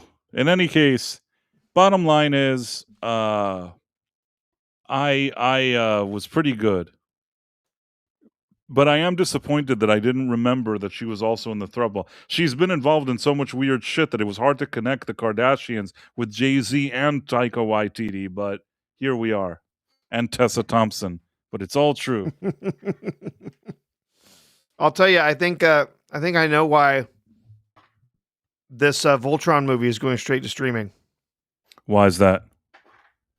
Sterling K. Brown, Yep. who is a good actor. I kind of like him. I think he's a good actor, yeah. He's a black man. He's playing the bad guy. Ah. And we're not allowed to have black guys play the bad guy. I see. Probably like somebody in some board meeting said, well, he's playing the bad guy, and we got to put it on streaming, and we won't promote it. Yeah, can't promote that. It's going to have a black man playing the bad guy. Regardless of what a good actor or honestly, he seems like a pretty fun guy. I mean, I don't know anything about his politics or anything. Probably leftist. Most people in Hollywood are, but he seems all right to me. I don't know. But, to me, he always seems to have a good attitude, right? I've seen a few interviews with him, seen him in a couple of movies. Like he always seems to have a fun attitude about, what he's doing and everything. So I like that. I want to tell you something, Professor. I first of all, Kodo Rob 22 says what you learn on the Night Owl. Definitely, there's a lot of interesting to learn. A lot of interesting things to learn. I want to tell you. I thought you were going to say what you learn on the Night Owl stays on the Night Owl. Stays on the Night Owl. You don't talk about the Night Owl. Well, what's the first rule of Fight Club? You don't talk about Fight Club. Yeah. So this week I was somewhere and I was talking to someone who apparently was very far, left in their views, and they liked Bernie Sanders. And even though I don't feel that way at all, I was able to have a very nice, civilized conversation. Like I wasn't mean or anything. I thought I had a really nice conversation, even though this was a person that I disagreed with, because obviously, I don't think highly of Bernie Sanders myself, but no, I'm very impressed with how calm and reasonable I was in the conversation that I had. You know what I mean? I didn't do the Greta Thunberg thing. Yeah. So I'm very proud of myself. Like I'm growing as a person, Professor. How dare you? No, but that's like a testament to me, like being a really mature man. I There can you sit and hear some weird things that don't speak to me, but accept that some people they like what they like, and that's fine. I mean, again, as long as people don't say why don't you agree with me and why don't you this and that, then people can have their own opinions. I can sometimes disagree with a person. It could still mean that the person is a nice person, even if I completely don't agree with their politics on one situation, on something specific. But yeah, for me, Bernie Sanders for me has always been like a scheme. You know what I mean? I don't buy that guy at all. This is just my opinion, and this is just allegedly and my opinion. I think he's like this is just my opinion. He's a complete sham. Like I don't buy him at all. I think he's a hypocrite. Why is that? What, Bernie Sanders? Oh, I mean, yeah, I see what you mean. I see what you mean. Yeah, like I don't believe him. I think he's he's a hypocrite. I don't believe the guy. Well, I mean, there's plenty. I mean, yeah, as is very common on, for a lot of people who are, these, left wing, oh, we have to have communism. We have to, socialism is the way forward. And then they're more than happy to benefit from capitalism massively, right? Home ownership is racism, except that I have 4 homes. But it's not race for me to have 4. Just like you get John Kerry going around talking about how the world is melting and we're all going to die in 12 years if we don't stop things right now, and then flies around in private jets. Yeah, there's just such an aura of hypocrisy. It's just BS. See, I'll give you an example, and this is something that I'll sometimes say. Uh, like Trump or not, and I've always told you, it's not that everything that Trump says or does, like everything, everything he does I like, or I'm not just like, his biggest fan or anything like that. But I will say this. A lot of times with these type of more like left, and the more left you go, I feel like instead of saying what they really think, they're just always with some weird spin, always spinning around in all these different directions. With Trump, the one thing I can say is, if you give Trump a microphone, he's probably going to tell you exactly how he feels, for good and for bad. You know what I mean? At least I know that that guy, whatever he just said, the weird shit that he just spoke, he believes that. You know what I mean? Like that is what he believes. He's saying how he feels in a lot of cases, in most cases. Do you get what I'm trying to say? Uh-huh. At least it's something that I can respect on some level, because knowing where a person stands and what he thinks is actually, I feel like that's more helpful than a guy that pretends that he's one guy but he's actually another guy. If that makes any sense. Gotcha. Yep. Well, let's see if there's any final thing that I missed, any stories, anything. I'm just happy that that like Robot Head, he was here. It's good to know that he may be listening. And all you You need talked to do, about him, and he appeared. And he's like the Rumble Stiltskin. then he disappeared again.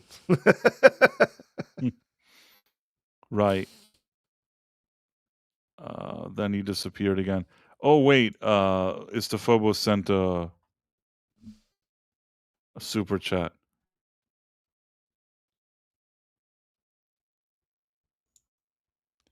Let me see if I can find it. So Isophobo says, "Have you seen the Star Wars Spencer Pratt ad? I can DM it." Well, I did see it, and I did see your DM, but like I said, I'm very cautious these days about certain platforms. Also, in the terms of AI and AI using IP, music from that IP, and the more I think about it, I don't want to take the risk for a number of reasons. Just something that my instinct is telling me. Not that it's not a good ad. You are absolutely right. It's a really good ad. He had another It's one pretty today funny, yeah. also.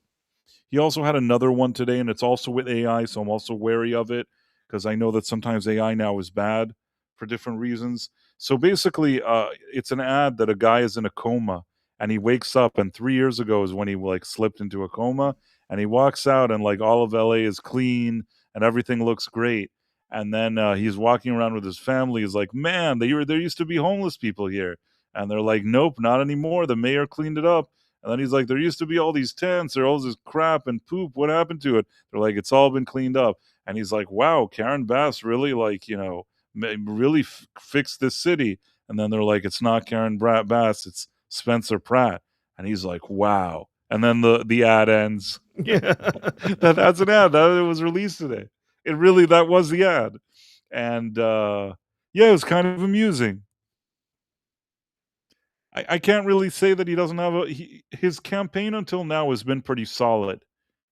It's nothing that he didn't really reinvent the wheel. The memes and the whatever are fine, but I don't think he really reinvented the wheel. I think the main asset that Spencer Pratt has is that he sort of shoots from the hip. He's coming from a place that he's lived there his whole life. His house was burned down, and he thinks these guys are idiots. And I can't really blame him. I think that I don't know if ultimately he can win, but I know that he's making a real splash for sure. Yep. Well, we won't play it at Price. Here, I'll just show a few screenshots from the video here that Ista's sharing, since he did send that super chat. Okay, so that's fair enough. No audio. No, we're not playing the video, but so you do get you get to see Gavin as the Emperor here. There's Karen Bass as Darth Vader. Yeah, it's kind of funny. Yeah, there's some scary stuff. They're flying the X-wings around and blowing up the TIE fighters. He's zooming through the streets of LA on fire on the speeder. the blasting away the stormtroopers with the Force. Kamala Harris. Yes. Giving orders to the Emperor or whatever. Yes.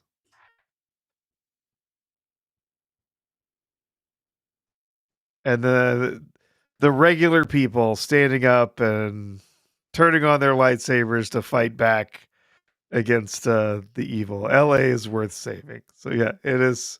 It's an amusing ad. Yeah. Ista shared the link to his own post there, which is what I was sharing. You guys can go out and watch it. There's a couple other ones.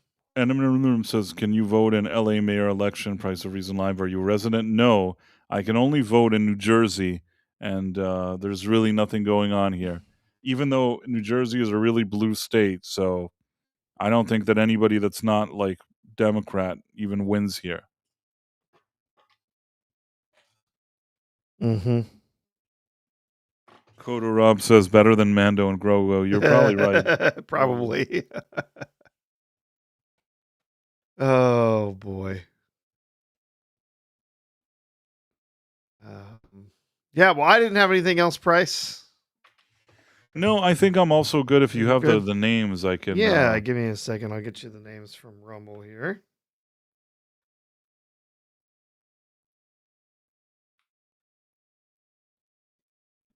All right. So on the Rumble side, we have Dudebro Seth 420, Joe Higachi, Elizabeth Quince, Reacham 842, Gaming Stuff, Gandalf identifies as White Wiz, One Dirty Bird, Double R Star, You Wrong, K Burton 1, Folsom Lockdown, Damien 505, Grumpy Griff, Born to Be Down, Darren Mai, and B-Hops 1.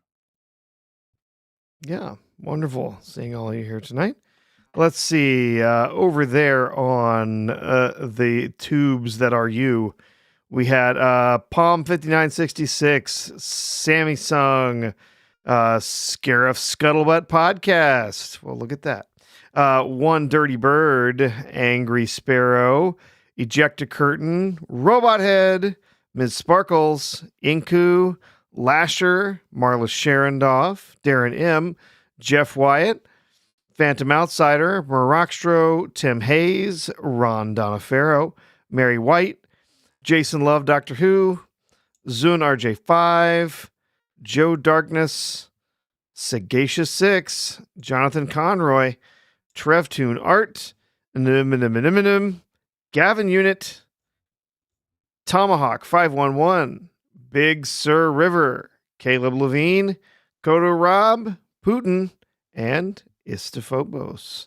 And thank you again for those providing some support this evening. Sagacious 6 with the poop emoji sticker and Istophobos for $2. So thank you. Istophobos says Chris Christie was a Republican. You're right, but those were different times. I think today harder for a Republican to get elected here. Could be wrong, but that's what I think. In any case, if there's anything else you want to say, no, I think that's it. We'll be back here again on Tuesday. If you haven't done so already, please make sure to like, share the stream, leave a comment afterwards. If you're over on the old Rumble, if you're if you can repost or leave a comment afterward. If you don't have an account, definitely make one and come along and follow Price of Reason channel on Rumble so you can get notified when we go live Tuesday and Thursday evenings. Right. So I guess, yeah. Yep. And then tomorrow night, I'll be over on B-Roll Stage with B-Sides, watching some ridiculous, fun movie. We've actually had some pretty funny ones the last few weeks. Well, funny in different ways. Anyway, last week's was almost a good movie. Well, that's a good. That was a change. Yeah. But otherwise, have a great weekend, everybody. Bye. Take care.